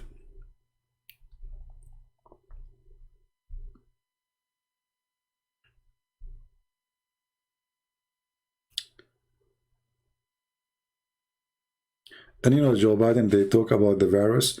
He said, I'm not going to take any action for now. Like, what the heck? What action does that mean? I mean, what those guys, what they are talking about? It's like, you know, as this guy, he have a box, he can put the virus in his box, and that's it. You know, action, and which is that? What's wrong with you? Nobody can stop this virus if it's a virus. That's it. I mean, just face it. Action. What you would do exactly? I want to know. Take action against the virus. You know what? I'm thinking to send this virus to Venus. In one hand, we make Venus sick because she was trying to cheat with Allah. In other hand, we get rid of the virus from this earth. What do you think? Or you know what? I get better idea. What about we ask Allah to curse the virus and make him a frog? This way, the frog will eat the insects outside of your yard, and we will solve the problem. And what do you think? Yeah. I mean, you made the angels a frog. You made me upset now. Was Jibreel one of them? Oh, there's a video. I wish I wish you speak Arabic. You will die laughing. This is a Shia video. There's an angel. His name is Futros. I suppose I'm going to go like an hour ago. I hate you all.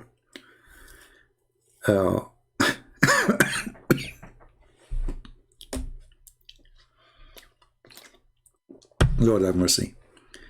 So this angel, Futros, he disobeyed Allah once. So Allah, he put him in an island and he broke his wings. So imagine yourself now. You are an angel and Allah break your wings and put you in Hawaii. Okay? How sad. But then one day, actually, let me see if I can find the video. Hold on. I wish you speak Arabic. You literally, you will flip from your chair. Oh, not the women again. Come on. Oh boy, we forgot about them.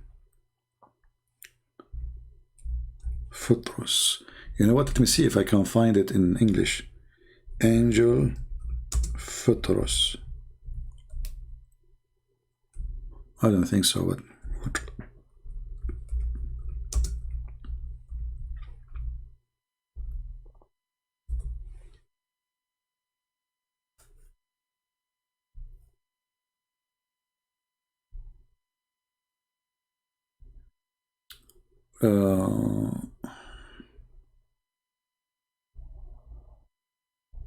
I think I found it in different language, but this is not English.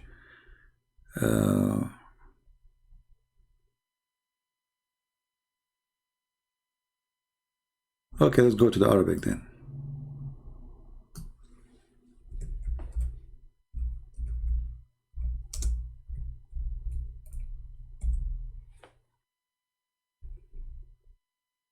Yeah, look how many videos about it. If you listen, oh boy, you will.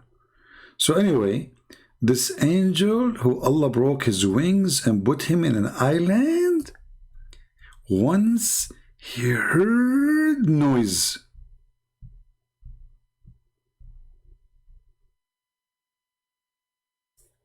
He heard noise. And he looked at the sky and he saw a group of angels flying. And then he said to the angels, "What happened? Why there is noise? Did the judgment day did come?" The angels answered, they said, "No! What are you talking about? Today is the Imam al-Hussein, he's born." Like, what the heck? The angel Futros, who have broken wings, he moved his wings. Can I go? Can I go with you? They said, "How you can go with us? And Allah, he punished you and broke your wings." If you listen to it in Arabic, you will flip upside down. And then the angels, to make the story shorter, they go to Allah and they ask him, "Please, can you give him permission to go with us? Because he is really, he want to see the grandsons of a Prophet Muhammad. Please, please, please, please, please." And then Allah, he fixed the flat tire of the angel of the angel wings, and the angel he go. And then the angels, one after one, they go inside the bedroom of Hassan or Hussein, and then they this guy. He do what he do? Like he move his wings in the top of his bed to like a fan. فطرس. هذا من ملائكة الله. كما في الرواية اللي يرويها المرحوم الشيخ الصدوق أعلى الله في الفردوس مقامه. الملائكة معصومون لا يعصون الله ما أمرهم. Angels are they don't disobey Allah. I mean, those Shia are really crazy stories. You just told us that the angels, they became frogs, and the angels, they are not the one who disobey Allah. So madness. لكن عن الإمام عليه السلام أن الله تبارك وتعالى أمره بأمر فتلكأ. The Imam, he said that Allah, he ordered Futros to do something. Futros, he did not do it right away. See what happened to you when you don't do it right away? Do you see what happened? Here we go. Allah broke his wings.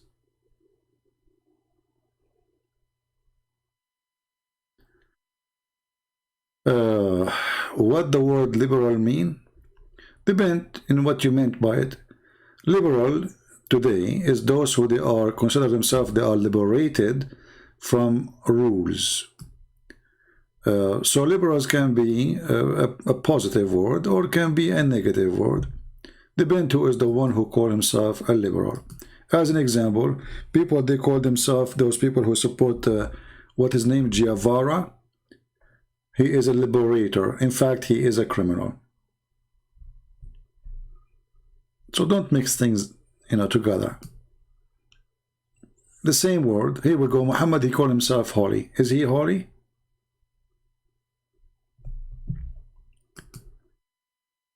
You know, one of the things I don't like about people is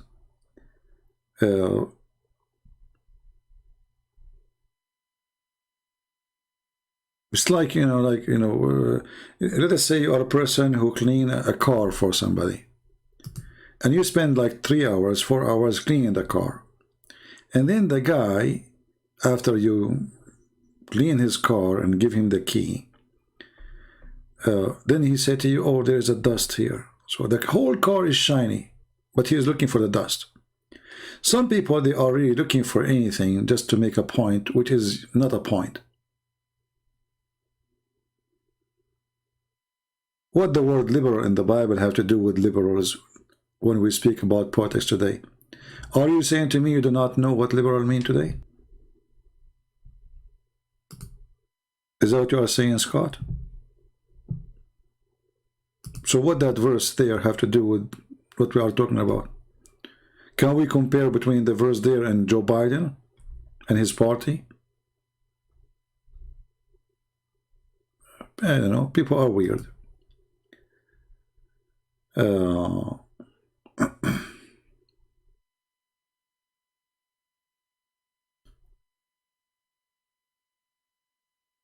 Anyway, the story of Futros here in front of you, it's very funny. And anyone who speaks Arabic, he can just search it. Just type the word Futros in YouTube and you will find the videos.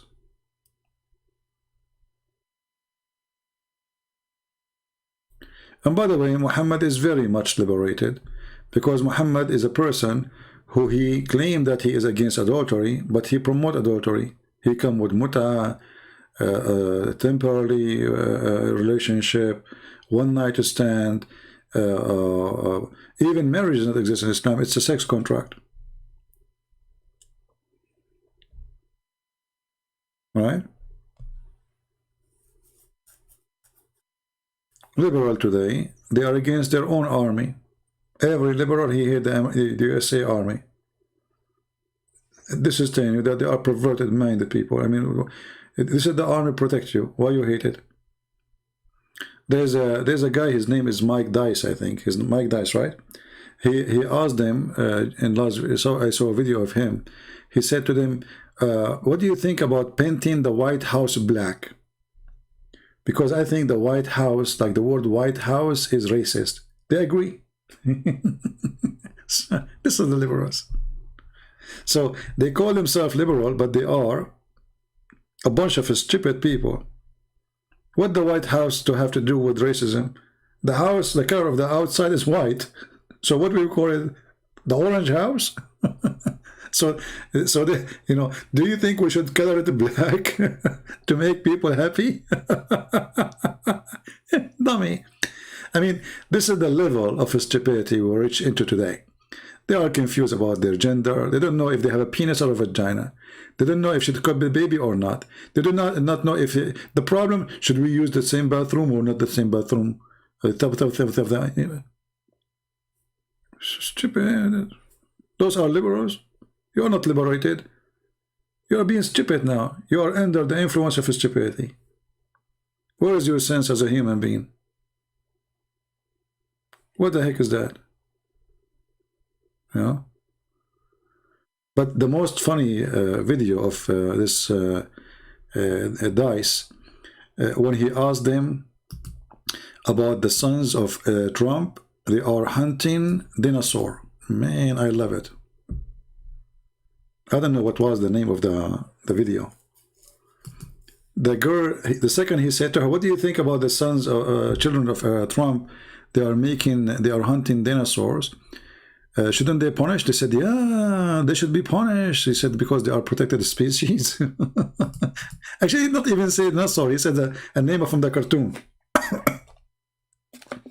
Liberals.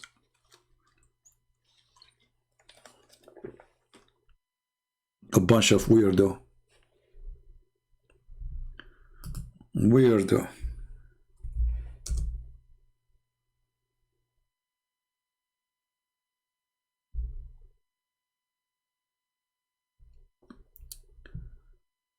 Yeah, actually, I like this guy video. Sometimes it's good for entertainment, you know, like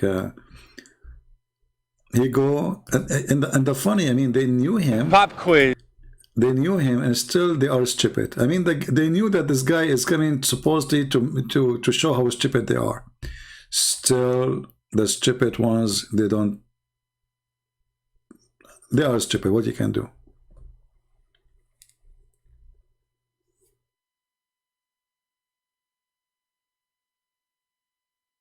You know, once I was voting, not that for the last vote, I think the one before it.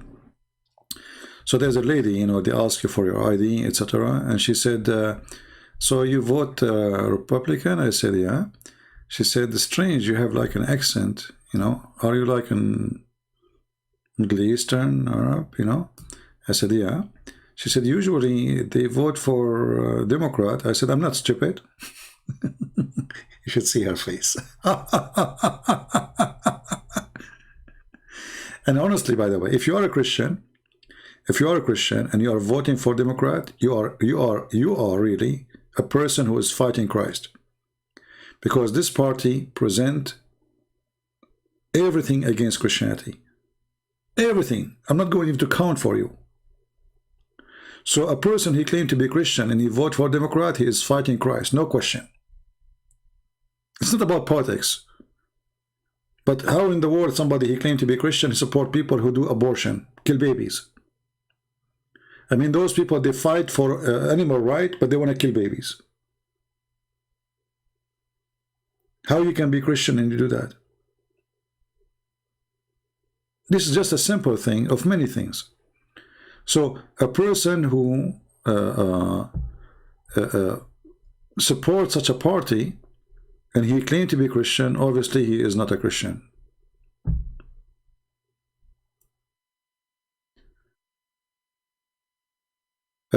Sir Naik, maybe next time, my friend. It's getting late for me to go.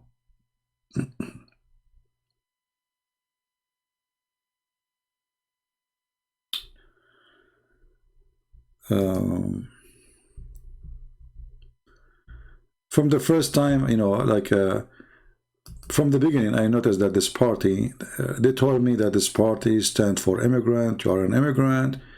You know, if you love your country, you will never vote for Democrat. Only people who they are angry from the country they are living in, they will vote for Democrat. And look, those people are angry. It doesn't matter. They are now in charge. They are angry. It doesn't matter who is in charge. They are angry.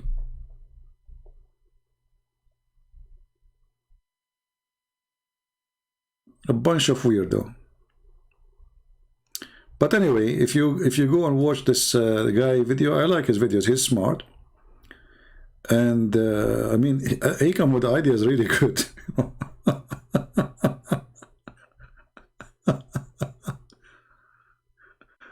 Oh boy. Yeah, but the one about the dinosaur is the best.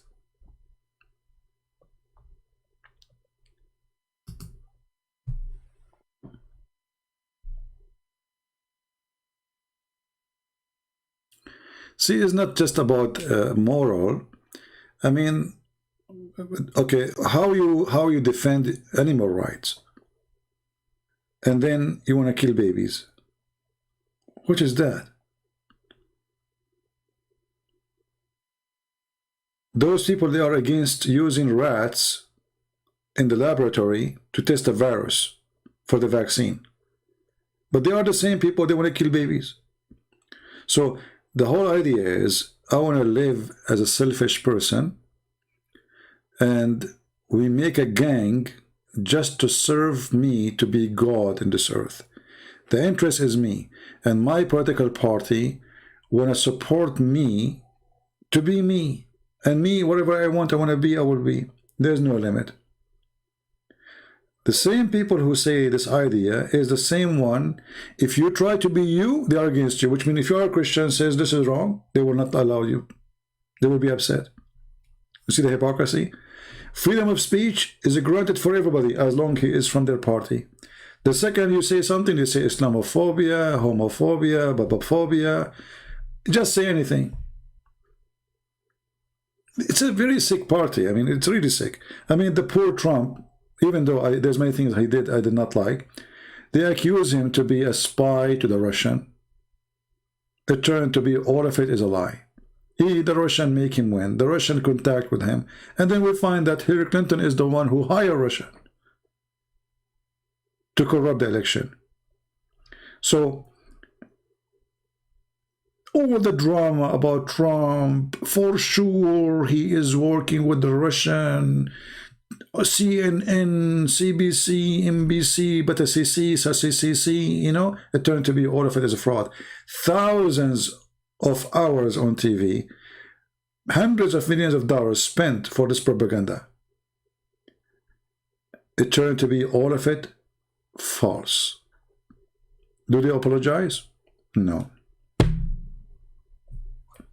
No dignity. No dignity.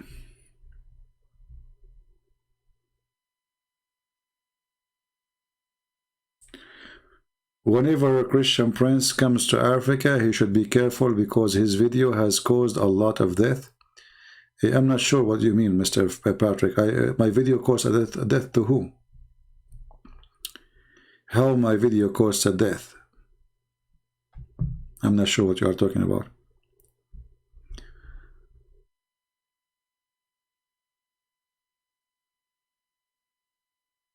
Anyway, as the Chinese, they say, he lived as a donkey, he never came back as a horse.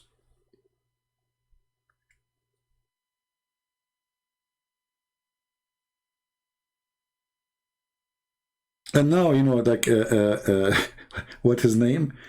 Hunter. I mean, all the scandal, I mean, look at them. I don't know, you see, sometimes you lose trust in your government. The FBI, they have his computer, and they have all this garbage. The guy is sitting in the country. The guy, he have deal every. The guy, you don't even have money. Where is this money coming from? If you don't pay your tax, they will go after you for a penny. How come those people, they do all those disasters, and not until now, nobody even investigating the guy?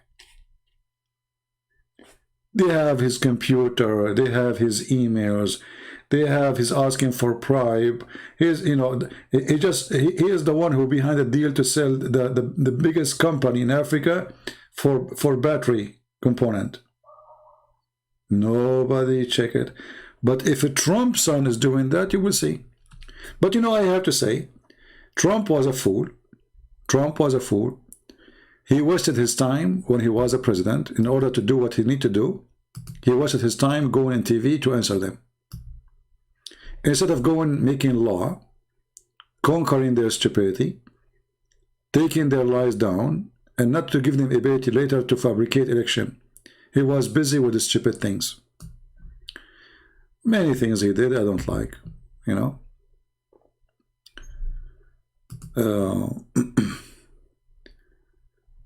I hope the coming election we will not have Biden again, but as long as they are in charge, I think if they were able to make it happen once, they will make it happen twice. And you know, those American, you see, I will tell you something maybe some people don't like to hear. Before I come to the West, I used to think that Western people are very smart. And the reason I think that, I mean, look at European, they have advanced countries, look at the American, you know.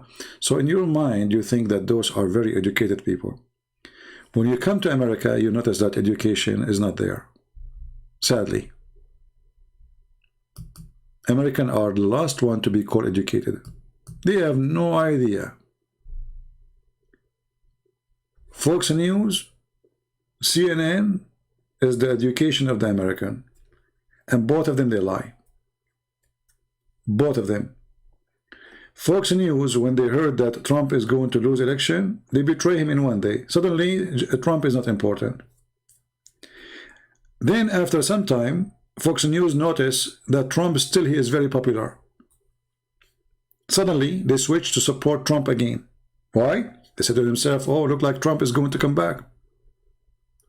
So never trust those media. I mean, I could not believe it that Fox News, in the time of the election, they were the first one to announce Biden as a president.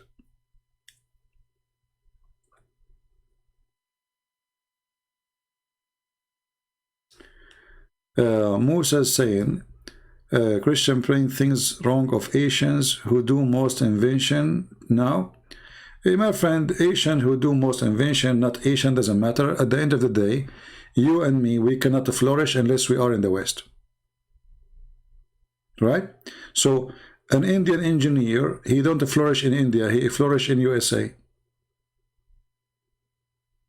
Me, myself, I will not be able to talk and say what I'm saying now unless I am here. Are you getting my point? So, if you are an engineer and you are a genius, let us say from Bangladesh, you will stay in Bangladesh getting $300 for the rest of your life. So, it's not about Asian. You know, when I say the West, I say the West. When I said American, I say American. I did not say white person. I said the West. The West were able to accomplish. And yes, in general, it was the white who was establishing the civilization here. But now it's a mix, you know, country of everybody, including me and you, if you are here. But you need to remember that you don't flourish in your land, you flourish here. That means there's something wrong in your land. People, they want to deny it. People, they want to say this is the truth. You fail there. You are the same person. You go back to your country, you are zero.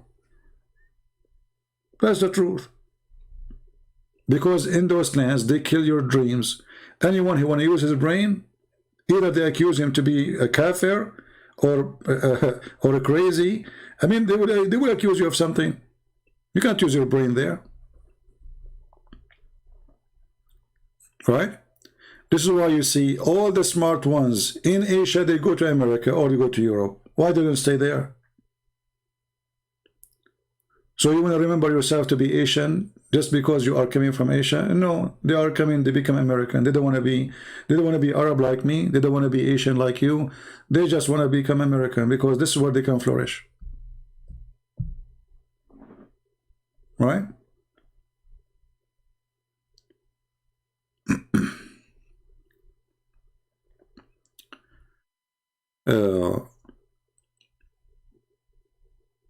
The guy who is the owner of Telegram, you know, he just got the citizenship of France. Well, he's a Russian. He's still Russian. There's a place where someone can flourish and can be something big deal. All right?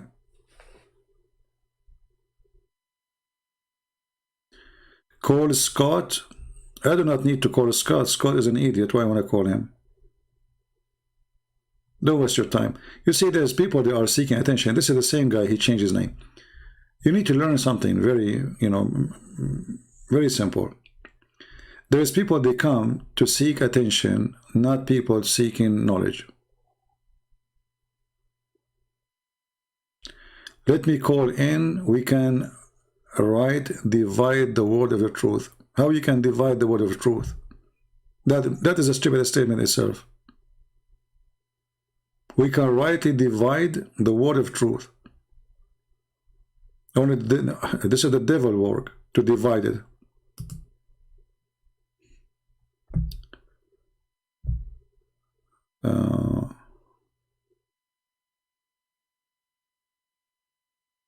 Anyway, some people, they seek attention. And you know, Scott, he just compared the word liberal. He went to the Bible website, searched for the word liberal, he come with liberal. That's it. This is what liberal is. All right? Scott here, I don't want to insult, but he remind me of the Arab guy, my cousin. He went to the philosophy school and he asked, he attended a logic class, first time. So he asked the teacher, what logic is? The teacher, he said, okay, well, logic is to know something through something else. My cousin said to him, like what? He said, okay, I will ask you a question. Do you have a rope at home? My cousin said, yes. The teacher, he said, as long as you have a rope, that means you have a dog. My cousin said, yes. He said, as long as you have a rope and you have a dog, that means you have a garden. My cousin said, wow, yeah. He said, as long as you have a rope, you have a garden, That's mean you have a nice house, villa, with yard. I said, yeah, wow. He said, as long as you have a drop and you have a dog, you have a chain, sorry, you have a sheep, and you have a dog and you have a garden, your house is a villa. Will somebody have to take care of this house? And that is your mother. He said, yeah, true. He said, as long as you have a chain and you have a garden and you have a dog and you have a big villa and your mother is taking care of all this house, that means your mother is a good woman. My cousin was like, wow, that's amazing. So the teacher says, see, I just asked you if you have a chain, and from that chain we were able to know that your mother is a good woman. So my cousin, he learned philosophy now like Scott. He went to the street. He asked the first guy in the street, asked him, do you have a chain? The guy, he said no. He said, your mother is a whore. That is a Scott. Because a Scott, he learned that the one who have a chain is the one who his mother is good.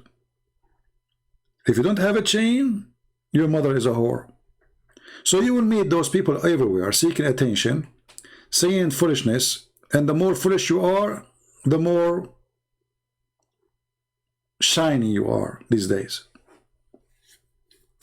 So Scott will call me and he will ask me, do you have a chain?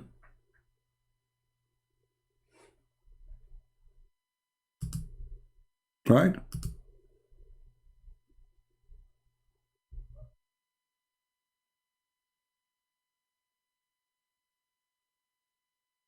Get out of here, Scott. You are not welcome here. You are just a stupid idiot.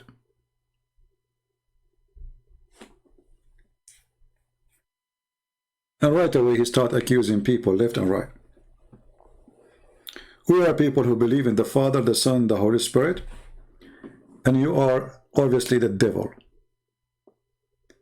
You see, you will not find a person who can come against me, and I am the one who make thousands and thousands of Muslims leave Islam to accept Jesus as their savior, and yet accusing us that we are not the true followers of Christ, unless he is the devil. You are jealous. You know why, Mr. Scott, why you don't open your channel and show us how good you are? Why you are here? Why someone like you, genius, here? Why you are under the shoes, touching the shoes, saying, I want to prove something to you? Open your channel, let millions of people can hear you. As long as you are a genius, you can make it. But obviously you are just a dummy, seeking attention. And by the way, I am sure that your mother, I'm sure that you have a chain in the house. And your mother, she is a good woman, but you are not.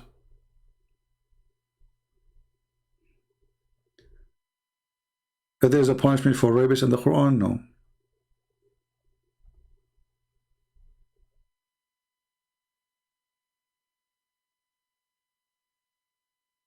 Yeah, you know, those who seek philosophy, they have nothing to say because philosophy is a circle.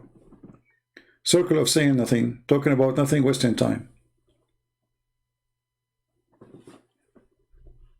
Never waste your time with a stupid idiot.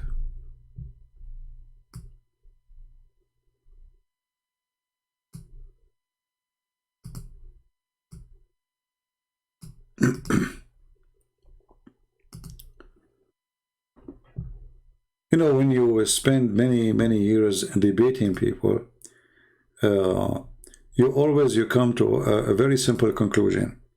There's people debate you, and they are smart, and the debate purpose is not I prove them wrong or they prove me wrong. They want to know the truth. Those are the smart ones. And there's people who debate you just for the sake of debate, which means it's just to speak and talk and say nothing. You know, it's like a Greek debate.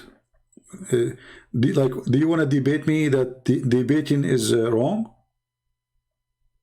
Which means anything can be a point of debate. And the purpose is not debating. The purpose is fun of using the words. Let us say, practicing using words with thinking. But the purpose is not finding a truth. Truth is not really important for them.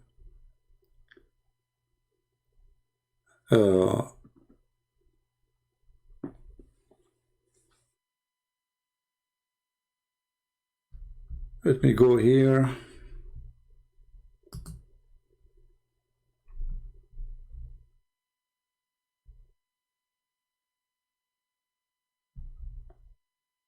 Let us see here some.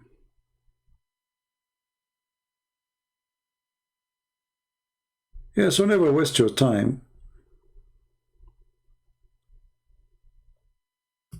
Even some people, they try to make even the Bible complicated. Remember one thing, that Jesus, he spoke to people who have even no education. They don't have high school. They never been in a school. Jesus, he did not say to them, you have to be a philosopher.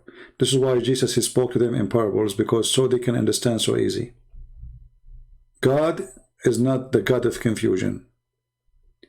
So you do not need to be a philosopher, and those who try to make philosophy out of the Bible, they are not Christians. They are not.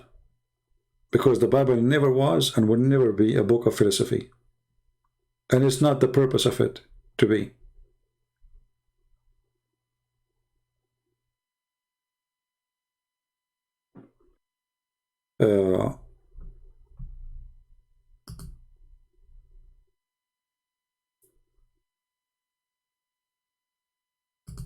There's a kind of a club in the old days they used to have, like let us say people who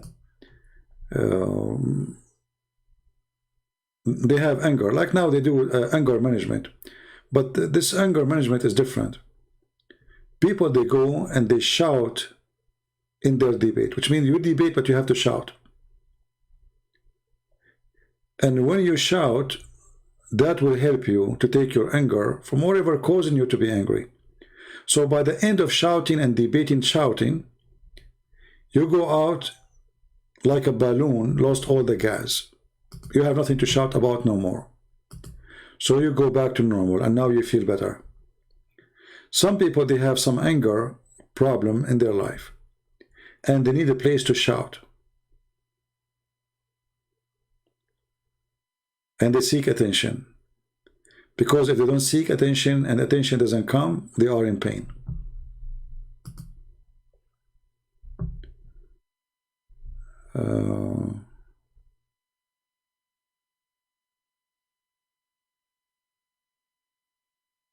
You know, when somebody says to you, I have a PhD in the Bible, you ask yourself, for sure, I'm not against anyone to have a PhD, even more degrees, no problem. That is even good. But do I have to be Christian?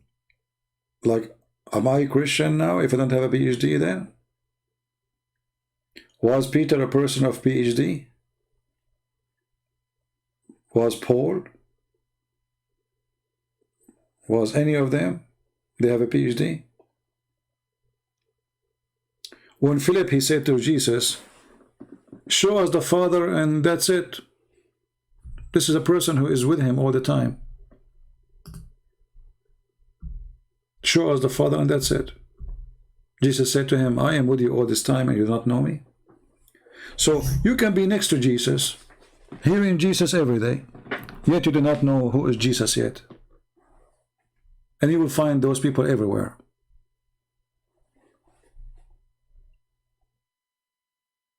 But doesn't make you bad, by the way, if you do not notice who is Jesus yet.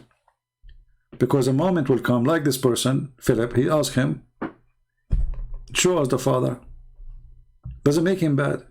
But this is a kind of a human thinking. How a human he think usually. There's people who knows who is Jesus already. They don't ask this question. They did not say to Jesus, show us the Father. There's a person who want to see the nails in the hands of Jesus. There's a person who believes without seeing them.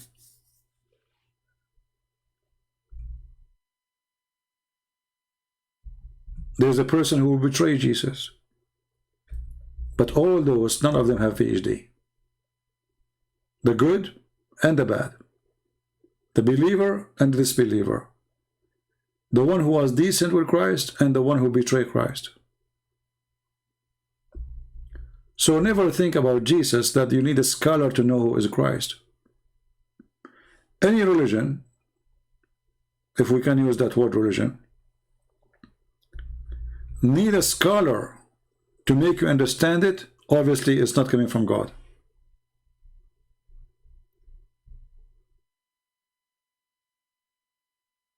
Because God did not and should not be speaking to scholars, because scholars, one day they used to be zero like me and you. How they become scholars? So if the scholar will not exist, and his existence is the proof of him to be a believer, that means this scholar himself was not a believer until he became a scholar. And this is now philosophy, stupid philosophy. Jesus, he said to the guy who is next to him in the cross, today you will be with me in heaven. This guy, he did not attend Jesus' classroom. He did not follow Jesus. He did not learn from Jesus. He just believed in Jesus. He said to him, today you will be with me. So learn from that it doesn't matter who you are. It doesn't matter how much you understand. Christ is very simple. I am the way. I am the truth. We do not need somebody to explain to us what the word liberal means. Because Jesus, he liberates us from our sin. He liberates us from worshipping ourselves. This is why he said, I was hungry and you feed me. I was sick and you take care of me. I was a prisoner and you visited me, etc. They said to him, when we did that to you, Lord? He says, when you do it to my brothers, you did it to me. So with the Christ, you do not need to be a philosopher. You need to be human. We do not need somebody to give us a philosophy class about what is right, what's wrong. For Jesus taught us very simple way. He said, this is what the book is, to wish to others what to wish yourself. Do I need a scholar to understand that? This is why Christ is beautiful and his teaching is amazing. Because you can be a philosopher, and you can be a person of a PhD, and you can be a farmer, still all of them, they got the same point.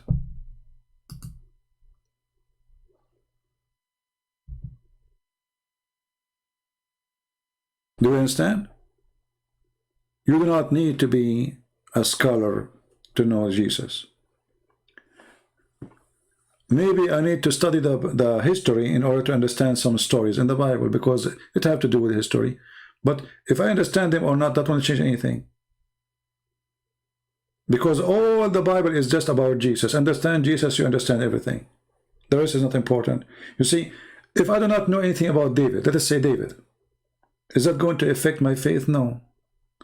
Let us say there's no story about David in the Bible. Nothing will change. What about Solomon? Nothing will change. Adam and Eve, nothing will change. For we, as a Christians, the point of salvation is Jesus. It's not David. It's not even Moses. It's not even the Old Testament. It is Jesus. The Old Testament is to prepare for Jesus. Jesus came. So let's say I'm not reading the book, but doesn't mean I'm going to throw it away. But this book, it's just to tell me what happened about people who came long before, preparing for the Messiah to come, waiting for the Messiah to come. But the Messiah came already. This is what Jesus says to Martha. He says, Martha, Martha, you are busy with many things, but the important is one. And the foolish ones is the one who try to make philosophy a religion, or a philosophy a belief.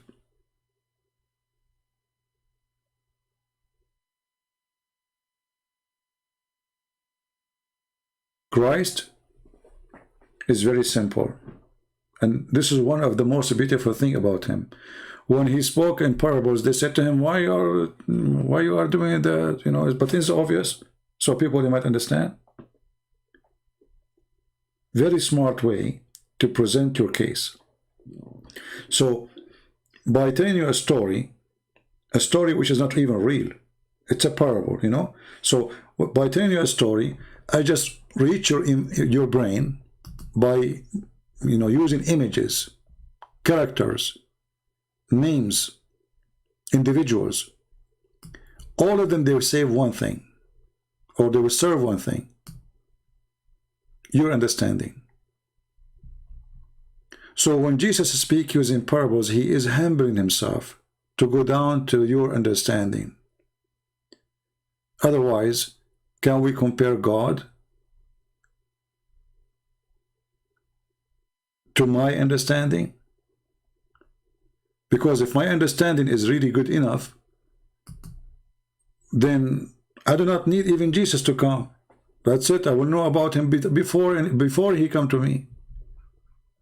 I will know who's God before even he told me about himself. But because we need explanation, we need to learn, we need to see, we need to find out, and we need guidance. Jesus, when he did miracles, he did not do short time. He did not make the blind see just to show you how strong he is. He was just giving you a confirmation that nothing is impossible with Jesus. So if nothing is impossible with Jesus, that means your understanding go under that rule too. If you put in your heart that nothing is impossible with Jesus, then you give yourself to Jesus and you say, whatever you say to me is not going to be impossible to accept and to believe. For I believe by the one who nothing is impossible with him. Those who need to make philosophy and need to show off about themselves understanding things more than us, they are a bunch of fools. Because the Bible makes it so clear. The law is loving to others what to yourself. That's it. This is the Old Testament. And this is mentioned in many places. All the Old Testament. But with Jesus, things is way more. This is about how you live, but not about how you will be resurrected. Because you can live good, be good, but doesn't mean still you are safe. That's why he says, come to me, knock at my door, I will open for you. I am the way, I am the truth, I am the life, I am the resurrection. So doing good deeds doesn't make you good God. Still you are a sinner. No matter how good your deed is. So Christ is very simple. I do not need to be... Avoid those people who speak to you about philosophy and they try to make things complicated. Things is way simple. For Christ is simple.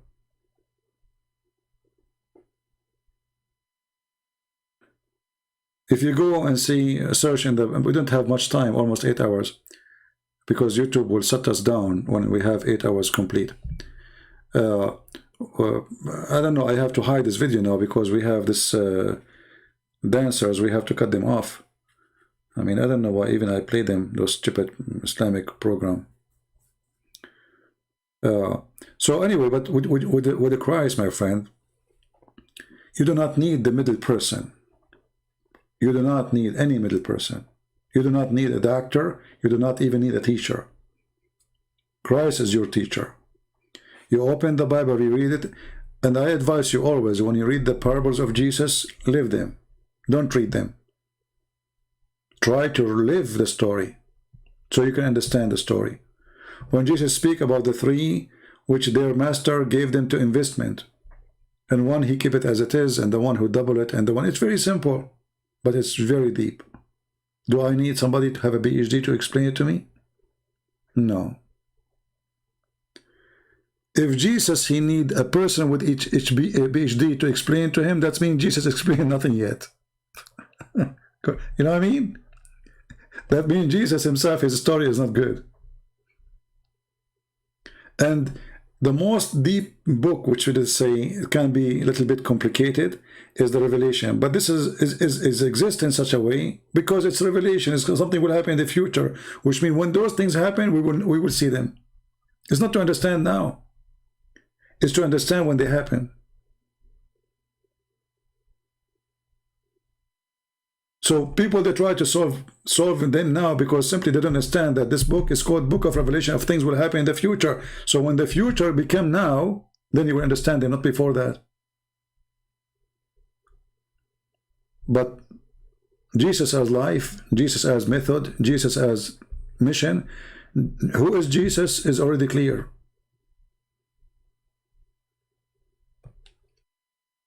Don't listen to those fools who try to fool you.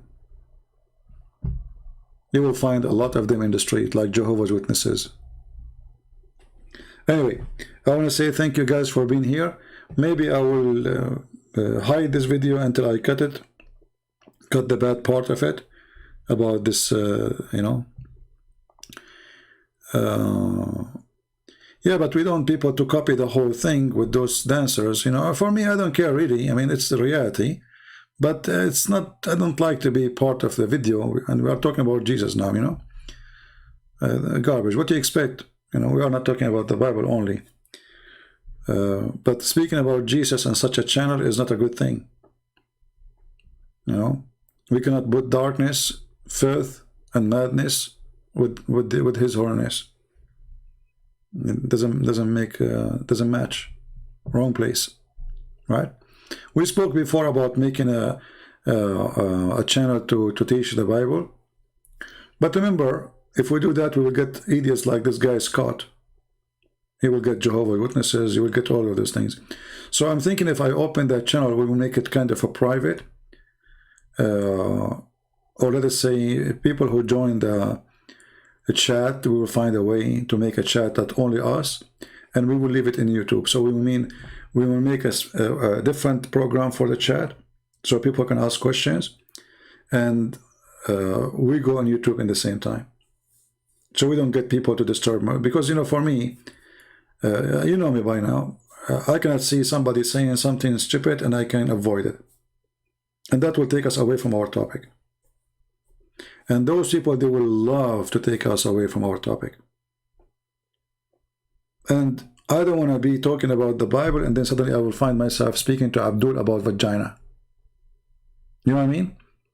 If I open a channel about the Bible, I want to keep it clean. And the only way to keep it clean is not to allow such a person to intervene and take me out of my direction.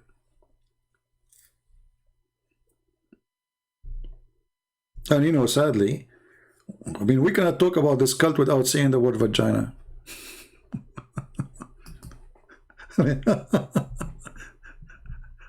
what a crazy religion. Oh, so actually, I will see when we start this one, but I'm just thinking about how many idiots they will argue with me. How many people they are going to come and tell me and try to school us about what you can say. Do you remember once I said to a Muslim about the Trinity? I said to him, do you see the sun, how the sun and the light and the heat? People, they start accusing me of being heretic. Christian Prince is saying that, what the heck? I'm just making it simple for him. So you will find people who they are jealous. They are trying their best to say anything about you. There's a person, he said that Christian Prince, he don't believe in Trinity. They open even channels to fight me. I mean, what the heck with those people? Why? How I don't believe in the Trinity? Because he is showing them a verse from the Quran saying that Jesus is 1 and 3 in the same time. Stupid idiot. I'm showing them from their Quran to show them that if Jesus in the Quran can be possible 3 and 1 in the same time, that means our God can be 3 and 1 in the same time.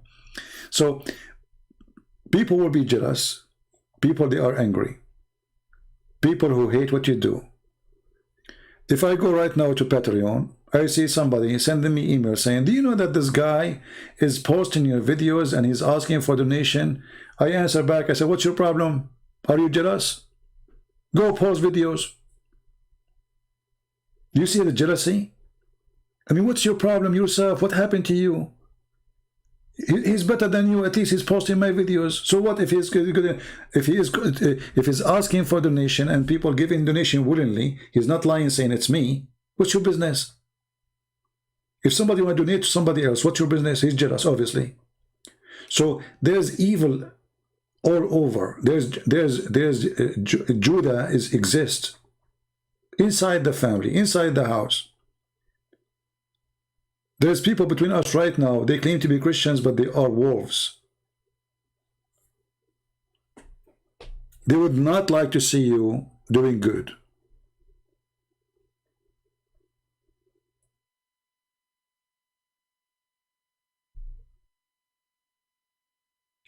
Sometimes people even don't think.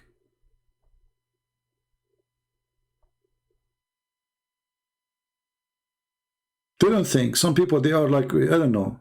Like I make an admin, she is a female. I don't know if she's a female or not. You know, for me, I watch the text and I see who is the one who really supports always what I do.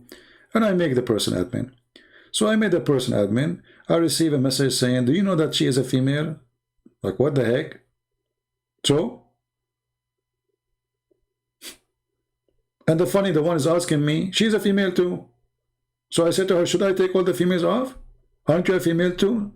So if it's a problem to make an admin a female, if she is a female, aren't you a female?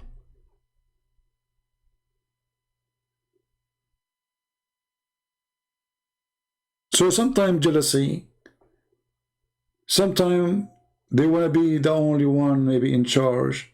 Sometimes they don't want anyone to be there except themselves. I don't know how people think. So what if she is a female? What's my business?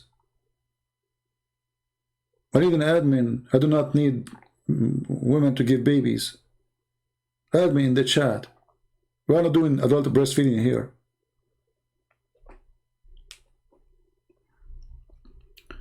So always before you do take an action in your life or words or saying things, think, you know, be loving, say thank God we have somebody to help us. You know, what's a problem? Right? Yeah, but there's a good jealousy and there's a bad jealousy, right? So if we have a good-hearted, then we should not be upset if somebody else being successful. Do we agree? That, you know, if you don't like somebody to be successful, that means you are not a good person. That means there's something wrong with you. That means you do not know Christ yet. I can be jealous. Let us say there's a person who was able to make 1,000 Muslim Christians in 1 month. Let us say I make only 100. I will be jealous. That's a good jealousy. But not jealous because I want to fight him. No, I want to compete to do the good work. The Lord, He gave 3 servants investment. They are equal investment. One of us was able to make it 2, twice more. One of us, he was able to make it 3 times more. The one who is making it 2 and 3, they are good. They are doing good. So the one who is making it 2, he should be jealous, says, I should make even more. But this is a good jealousy. He's not competing with the person because he hates him. He's competing with the work. I want to do more and serve more. So always think about it in a certain way. Is this jealousy serving, you know, Christ, or it is against?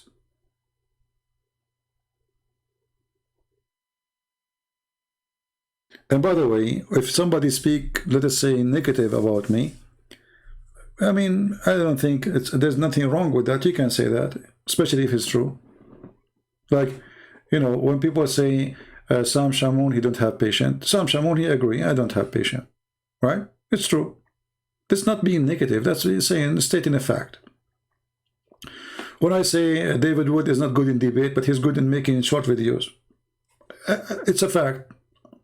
I witness to it. I'm not putting him down. I'm not saying he's not good. You know, this guy is so good in making short videos. Very good. He can do way better than me. You know, I cannot make a short video. My short video is 2 hours. Right? So all of us, we are fruit and we are delicious in the table of the Lord. We have different taste. We have different look. but all of us, we are his fruits. So always think about it this way. His fruit is different than yours, but it's a fruit. As long as it's still good fruits, he's good. You know what I mean? The question is our fruit is good? The Lord, he said, from their fruits you shall know them. So the one who do good fruits is good. And if I say to my brother, you are not doing good in here, I'm not saying he is not good. I'm saying here you are not doing good, which means try to fix it, work hard on yourself. And you can say that to me too. You know? It's true that I'm an Arab, I get upset. We don't like people to say to us, oh no, you are wrong. Yeah.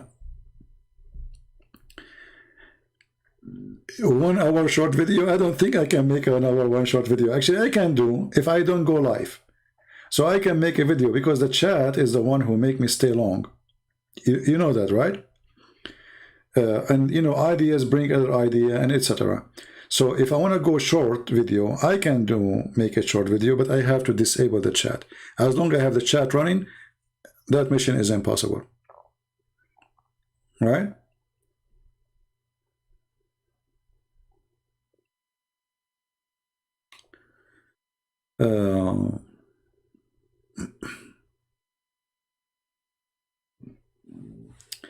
No, actually, I can make short videos. Honestly, I can make short videos, but I'm telling you, but I have to make it like not live. I mean, nobody's watching, then I can set alarm and then finish it like in 15 minutes. But as long people are watching, is going to be mission impossible. Actually, like even those who make short videos, they don't go live, right? They record it and then they post it. This is the only way to make a short video. Because the second somebody says to you in the chat, and you will notice, actually, if I say now, okay, guys, I'm leaving, you will see most of them, they say something right away. I mean, I just said goodbye, God bless you, bye-bye. He says something, and then I find myself, I have to refute it. Many times it happened, by the way. Yeah, we can use a quality of life, but here we go. I mean, we are sharing. All right?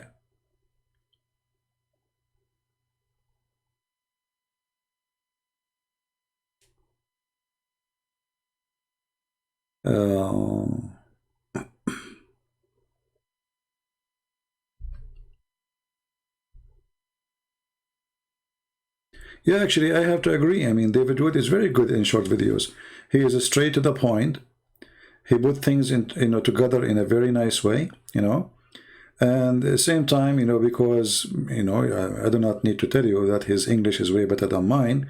So he can explain such a short video in a faster way, let's say, For me, I think there's a problem because I have too much information.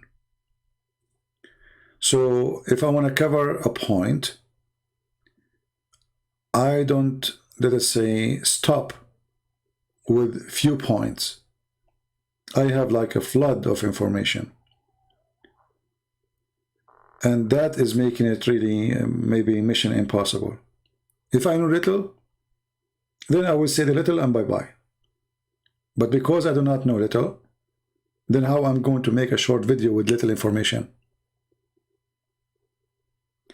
I never used Discord. I opened an account once, but I did not like it. It's weird. People start talking, I do not know where. You do not know who's talking in the mic. Very weird program.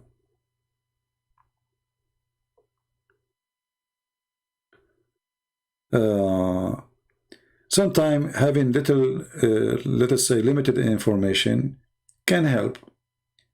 Because, you say what you know and you put them together and that's it, you're done, right? But in my case, it's not really, it's not the case.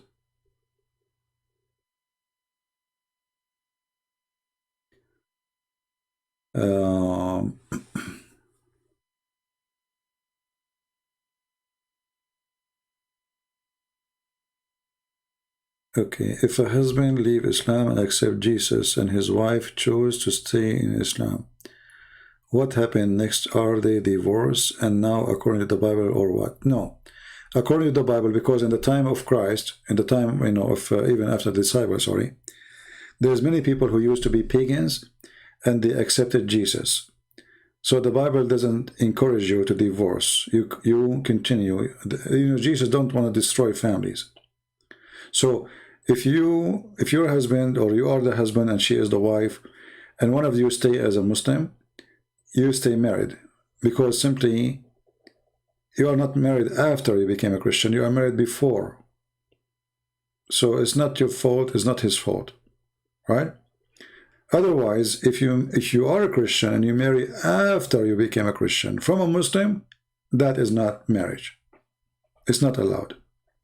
But you are Muslim, she or he is Muslim, one of you left, became a Christian, then you can stay with the husband or with the wife. You know, remember one thing, that the purpose of not to be with someone is not a believer. That will not hurt God.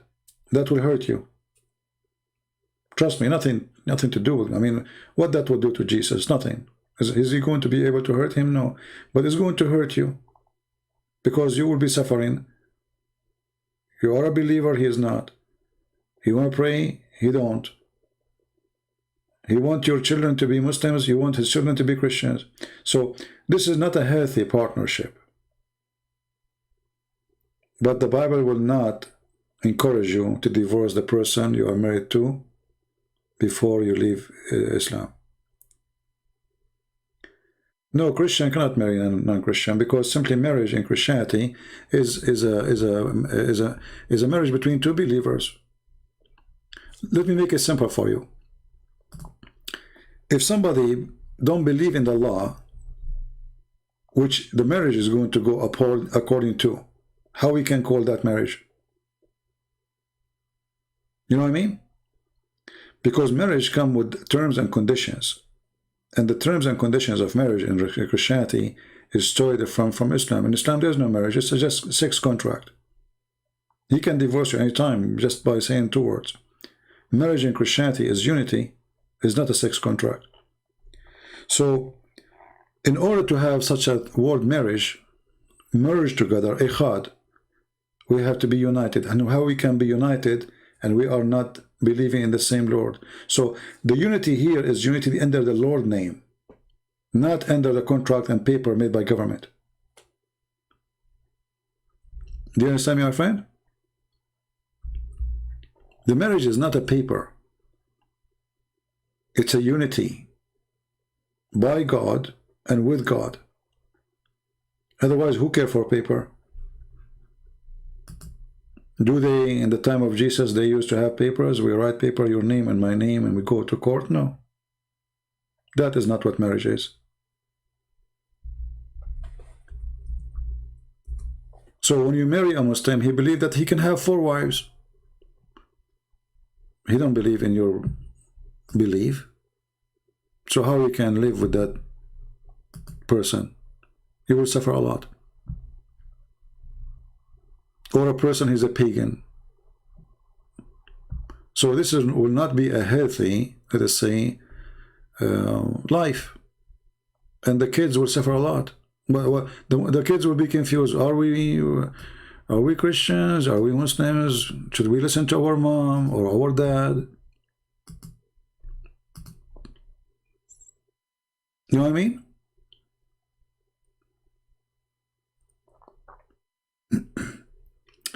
Thank you, Andrew. You see, Andrew is saying to me, Christian Prince, it's time for you to leave. Saying to me, thank you for your stream.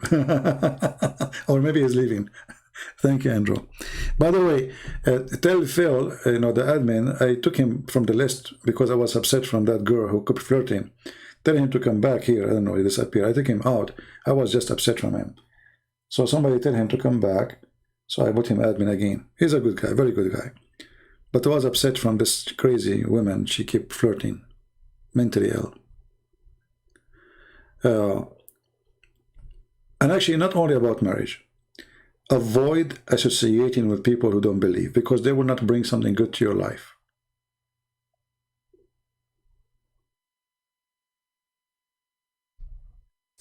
You hear every weekend or so, somebody got shot somewhere, you know. Why? They went to nightclub. Okay, what do you expect from nightclub? Just ask yourself. You go to a nightclub and then you wonder why there's a crime there. It's a nightclub. There's drugs. There's sex. There's men fighting over girls, maybe. Competition. Roosters. So you don't go and put yourself in the wrong place, in the wrong time, and then you wonder why wrong things happen. Right? And this goes for everything in life. Don't do things doesn't sound right.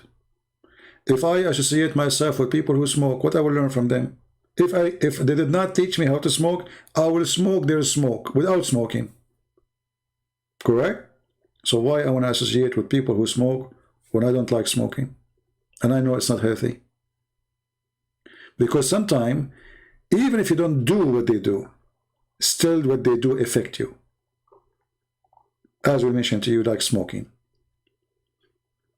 So life is a choice, and every choice we make, either it can build or can destroy. Not necessarily just marriage, it can be anything. Who is my friends, where I spend my time, what I say in front of my kids. If I say the F word to my wife, why my kid tomorrow will respect me? He will say the F word to me too. If a wife and a husband, they say all kind of filthy language in front of their children to each other, why you expect your children to respect you? Just give me a reason. You're filthy. But if a child, he never saw the mother and the father speaking to each other except by respect and love, he will have an example. You see, you are making an example of yourself.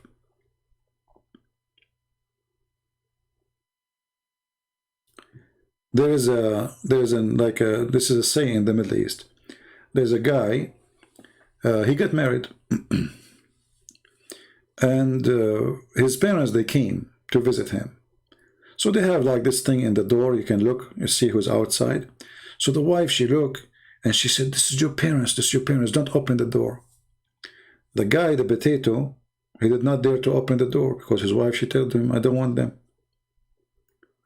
When her parents come in, she opened the door, she bought a dinner, celebrate.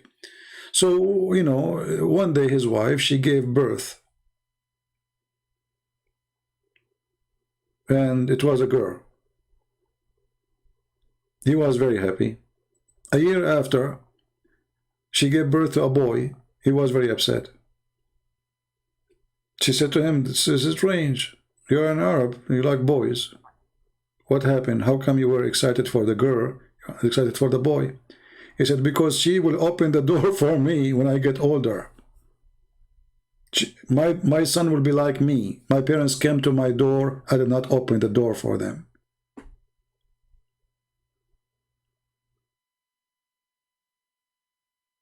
So you do give a best example for your children, and they will do to you what you do to your parents. If you put your father or your mother in a nursing home, they will put you in a nursing home. I assure you, they will dump you there. If you don't care to see what's happening to your mother, they will not care what happened to their mother. Because always you are giving them the worst example.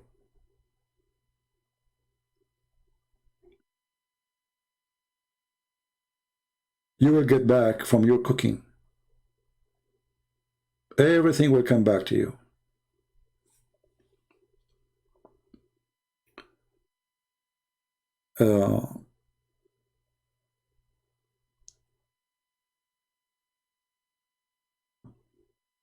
My friend, how I can join Indonesian channel and I speak English? I don't speak English. I speak Indonesian. So what the point of me? Secondly, I don't like to join any other channels. I don't agree with people. I think you can tell, right? Because they will make me upset.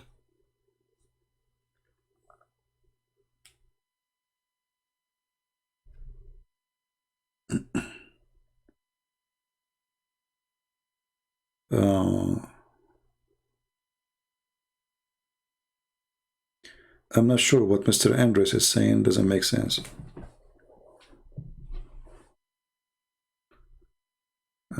Just seeing.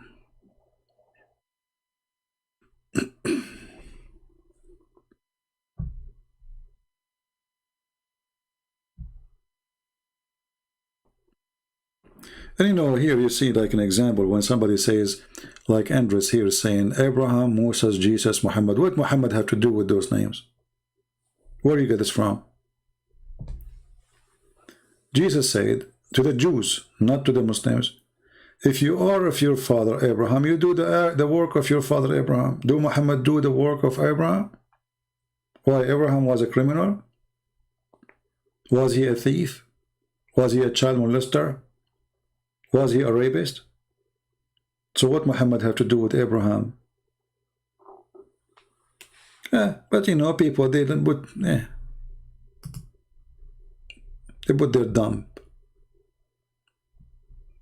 They carry dump and they leave it in the side of the road. Somebody will translate your English if you join Indonesian. No, my friend. First of all, I don't want to be, hold on, Abraham, Moses, Jesus, Muhammad. My friend, change your name and come back. Get lost. Don't insult my Jesus, putting him before next to Muhammad. You are a donkey. When the Muslim, they say that Jesus is a Muslim, then Jesus should act like a Muslim. And a Muslim, he attacked the Roman to get the blondie girls. If Jesus was a Muslim, then he should be filthy like Muhammad. He go after children, have sex with them. So don't come here with your stupidity. Even your prophet do not even know what the name of Jesus. His name is Isa. Who is this Isa? Your stupid prophet, he heard that there's a woman, her name is Maryam. She have a son, his name is Isa. But this Maryam is the sister of Aaron. So he thought that Jesus or Isa is the nephew of Moses. And even in the Bible, by the way, Maryam, she is not married. This is coming from the Jewish stories, not from the Bible. So when a Muslim Abdul, just because Muhammad, he used some names, he want to tell us that Muhammad, he belonged to the same team. No, he don't. The God of Abraham, his religion, teach that in heaven there's no sex. Your God is a pimp. You know, when Jesus spoke about divorce, many people think that Jesus, he is against divorce just for the sake of against divorce. No, he's protecting women. Muhammad, he is against protecting women. Muhammad, he abused women. The Jewish people, they used to be abusive to women. So they marry you when you are young, they divorce you when you get older. They like to use you. Very aggressive culture. Why he want to stay with old women? He go for a younger. So what Jesus did, he stopped them from abusing the women. You don't divorce a woman because she became older. You don't divorce the women for any reason except adultery. Otherwise, you are evil. So Jesus was not against divorce because the divorce is good or bad. It was against divorce for the Jews abusing women. Muhammad, he made divorce so easy. You say one word, Tariq. So Muhammad, he present everything evil against Jesus' teaching. Muhammad, he go to his son's wife, he flirt with her. Jesus, he said to you, take your eye before you do that. Take it, block it out. So when those cowards, they add the name of Jesus next to Muhammad, remember one thing, they are insulting Jesus. They are comparing a child molester to the holiness of the Lord. Even in their book. No, not 3 times. You do not need to say 3 times. Who said that to you, Koran? 3 times is not really, is not exist. If you do talaq 3 times, then she can't come back to the husband unless she sleep with different one, which is more filthy and abusive to the women. But a Muslim, he do not need to say it 3 times, he say it only once. He said talaq, even he said text message, on divorce, you are divorced, that's it. There's nothing is called 3 times. 3 times is to confirm that he don't want her no more, forever.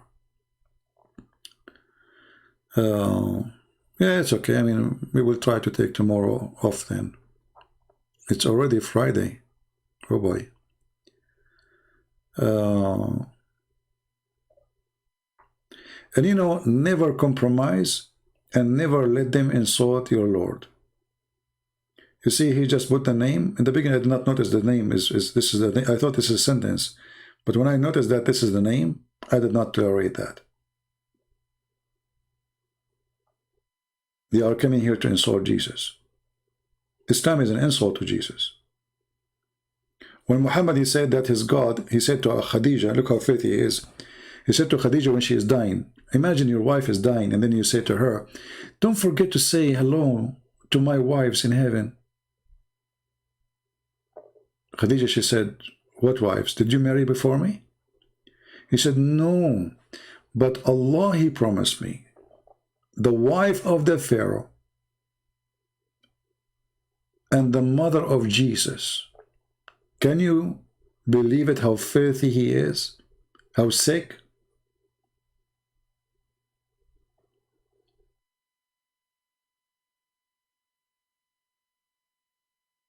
Can you believe it?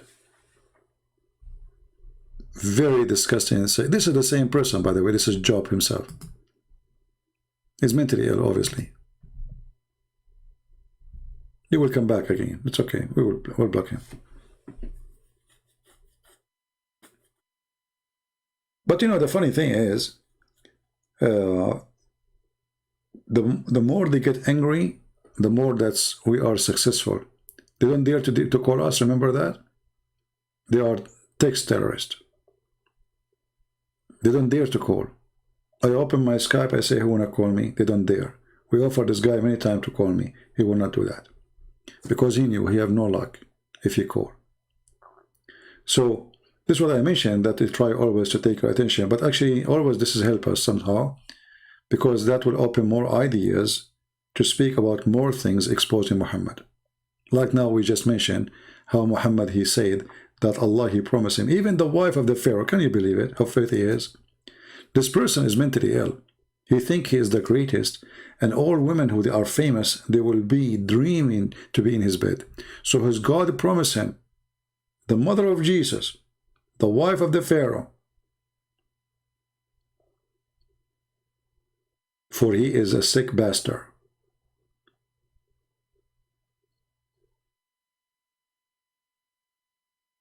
If you ask yourself, why in the world anyone even want to mention such a thing?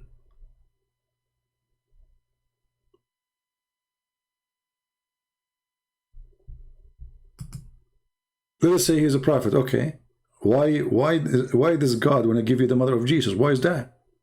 What does that mean? Filthy, satanic person. He hates Jesus.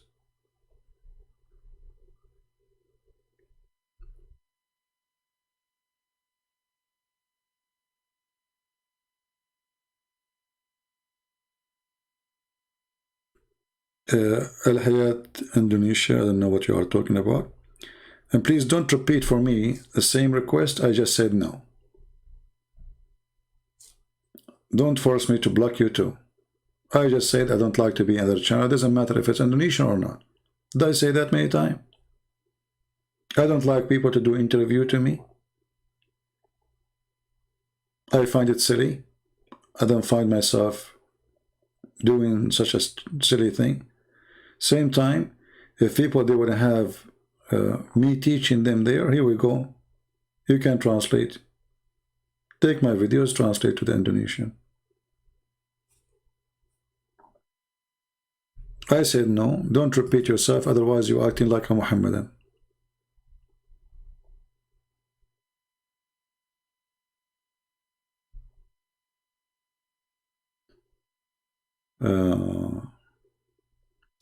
Patrick saying how he can ask question. I don't know, Patrick, you just did. Didn't you ask a question now? You're asking me how to ask questions. You just did. This is a question. So instead of asking how to ask question, you should ask the question.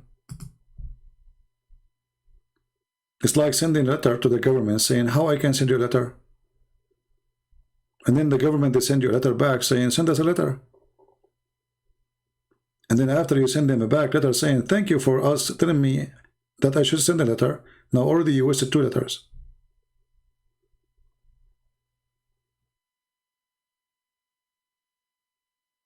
Anyway, we can spend the day sending letters to each other. No problem.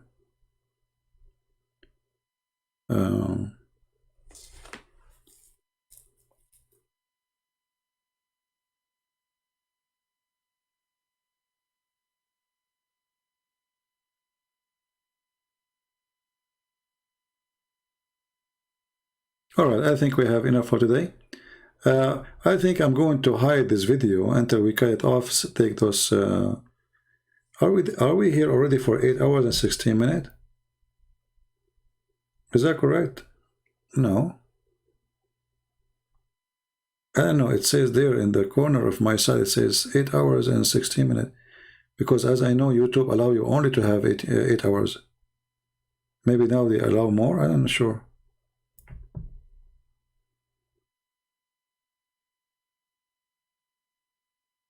I ask Ustaz Abdul Samud to debate Christian Prince in reply. Send him an email. Try to send an email. You can send the email to Zakir Naik too. And see what they will say to you. You know, so we can just laugh.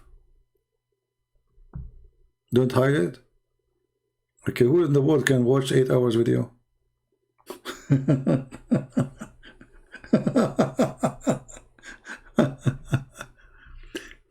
And you know, by the way,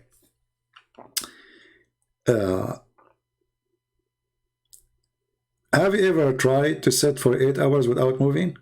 Anyone try it? Sitting in a chair. You will know really how hard it is.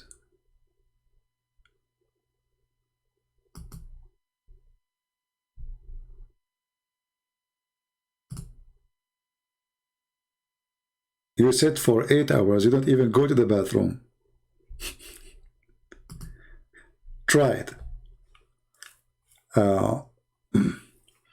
You might say how I can do it. Me myself, I don't know. I can. But it's not easy. You will lose your voice first in less than an hour. Especially you're shouting and debating and arguing, and you are the only one keep talking. You don't even have a person to replace you, you know.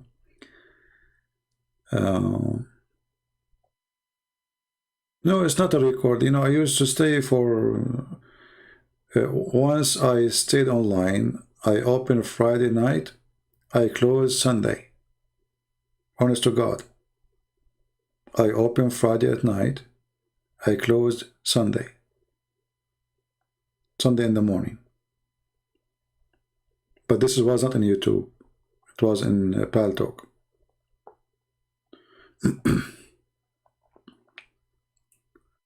But you know, in Paltalk, we did really a lot of great work.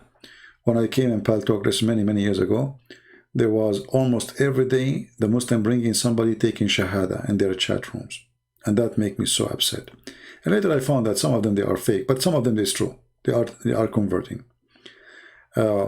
So this is why I decided really to open a chat room in English in that program. And then in less than 6 months, all those who converted to Islam through the chat rooms, they left Islam and they became, you know, they became like addicted to my chat room. And then this is how the Muslims, they start accusing me that I'm paying people money, you know, to leave Islam. And those who left Islam from the Muslim already, originally, let's say they are from Muslim family. So they accuse me that I'm, you know, I remember I told you the story of the 5 hamburgers. There's a guy, his name is a Muslim programmer. They said they spread rumors that I paid him $300 to buy shoes. But I did not give him the money yet, you know. So he decided to leave Islam for shoes. True story, you know.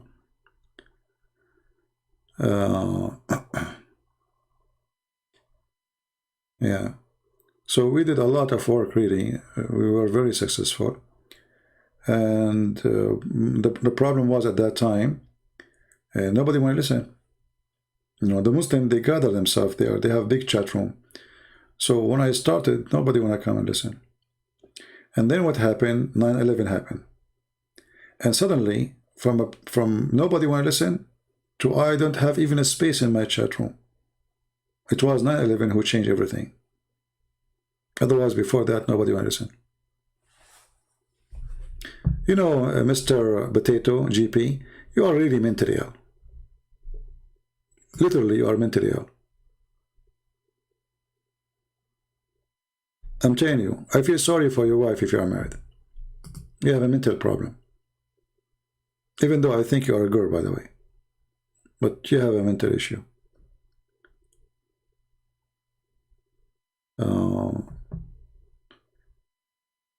You know, when somebody, you block him and he come back and he say the same thing.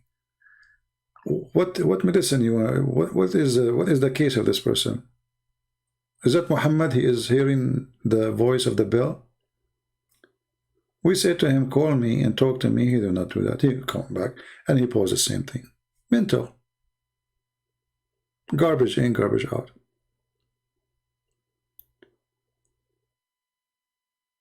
No, not to run away. They said that I promised him I will pay him $300 because he don't have a good shoes, and that's why he left Islam. It's a funny, the guy is even programmer, you know, imagine how much money he make. His name is Muslim Programmer. So he have a software engineering degree, and he need me to pay him, and he live in England. I pay him $300 to buy shoes. Well, you know, because they could not explain. There's a guy, he's a doctor from England. He used to open a chat room to attack me. Almost 3 years.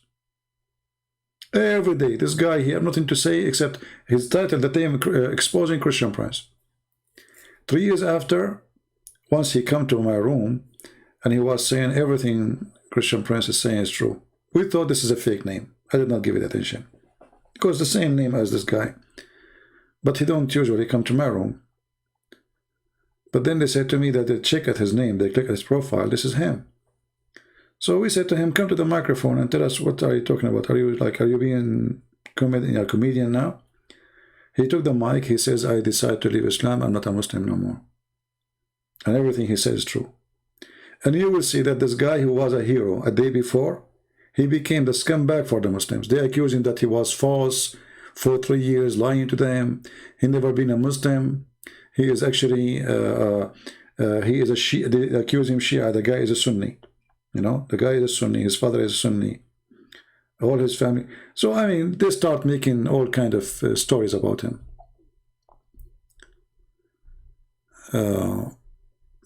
Because he left Islam, what you can say.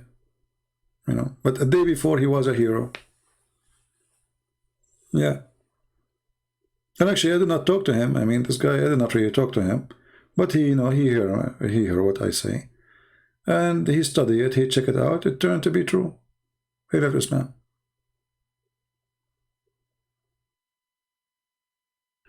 This guy is the same like those Jehovah's Witnesses. Once there's 2 Jehovah's Witnesses, they come to my house. And then usually people, they don't welcome them, right? And actually the Bible, by the way, says don't welcome them. Because if you are not very well, let us say, versed and you know what I'm talking about, they can fool you. So I welcome them. They come inside too. Then after like, I don't know, an hour or so, one of them, he said, okay, let us leave. Look like it's not working. The other guy, he said, I'm not leaving. So what are you talking about? He said, I don't want to, you know, I don't want to stay. So I told him, what's wrong with you? This is my house. You want to stay? He's welcome. So they came 2 Jehovah's Witnesses. They left 1. Second day, they brought another guy to fix it.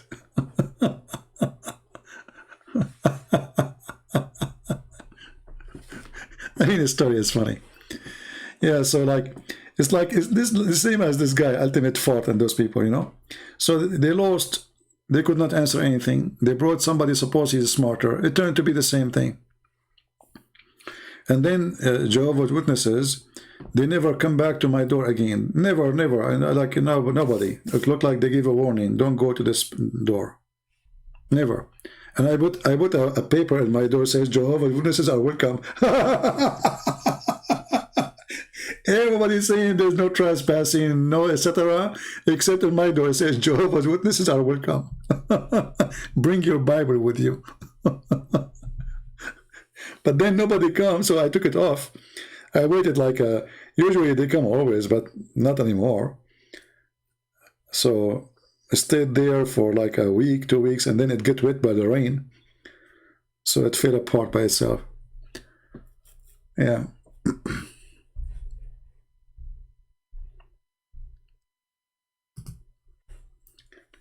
Anyway, I think it's enough for today. I don't know. Should I hide this video until I fix it and cut the pieces of this dancing of those Muslim Dawah? I don't know. What do you think, guys? Maybe I should hide it. I mean, who's going to watch 8 hours and 26 minutes? And by the time we finish, maybe it's going to be 9 hours. Think about it. The only one who will watch it maybe is this guy Abraham, because he wanna see what happened to him in the chat. You want to see how funny he is, maybe. I think he's just seeking attention. Poor guy.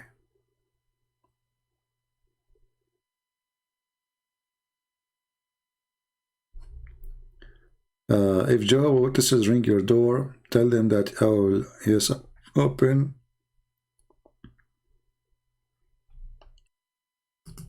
No, for me, I like to talk to them because it's very easy to... Look, I have a video actually of me in France. Anyone saw it? In France. I was walking in the street and the second day they ran away from me. I just asked them a very simple question, you know. It says, a God. Very simple, a God, your translation. How in the world you say a God? How many gods you have? Jehovah's Witnesses is a very stupid cult, you know. It's even more stupid than Muhammad. No, actually, Muhammad is more stupid. But you do not need to be a scholar to get them busted. It's so easy.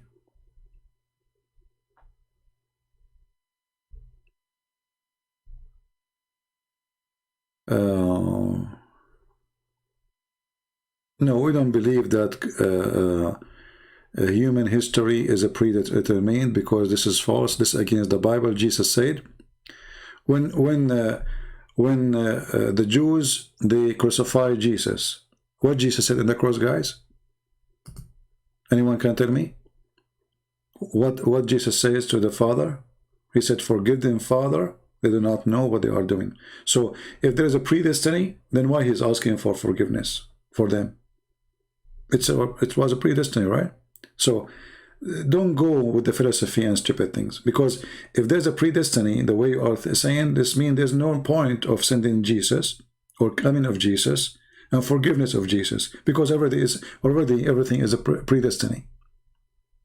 So you just use your brain, otherwise your brain will rust.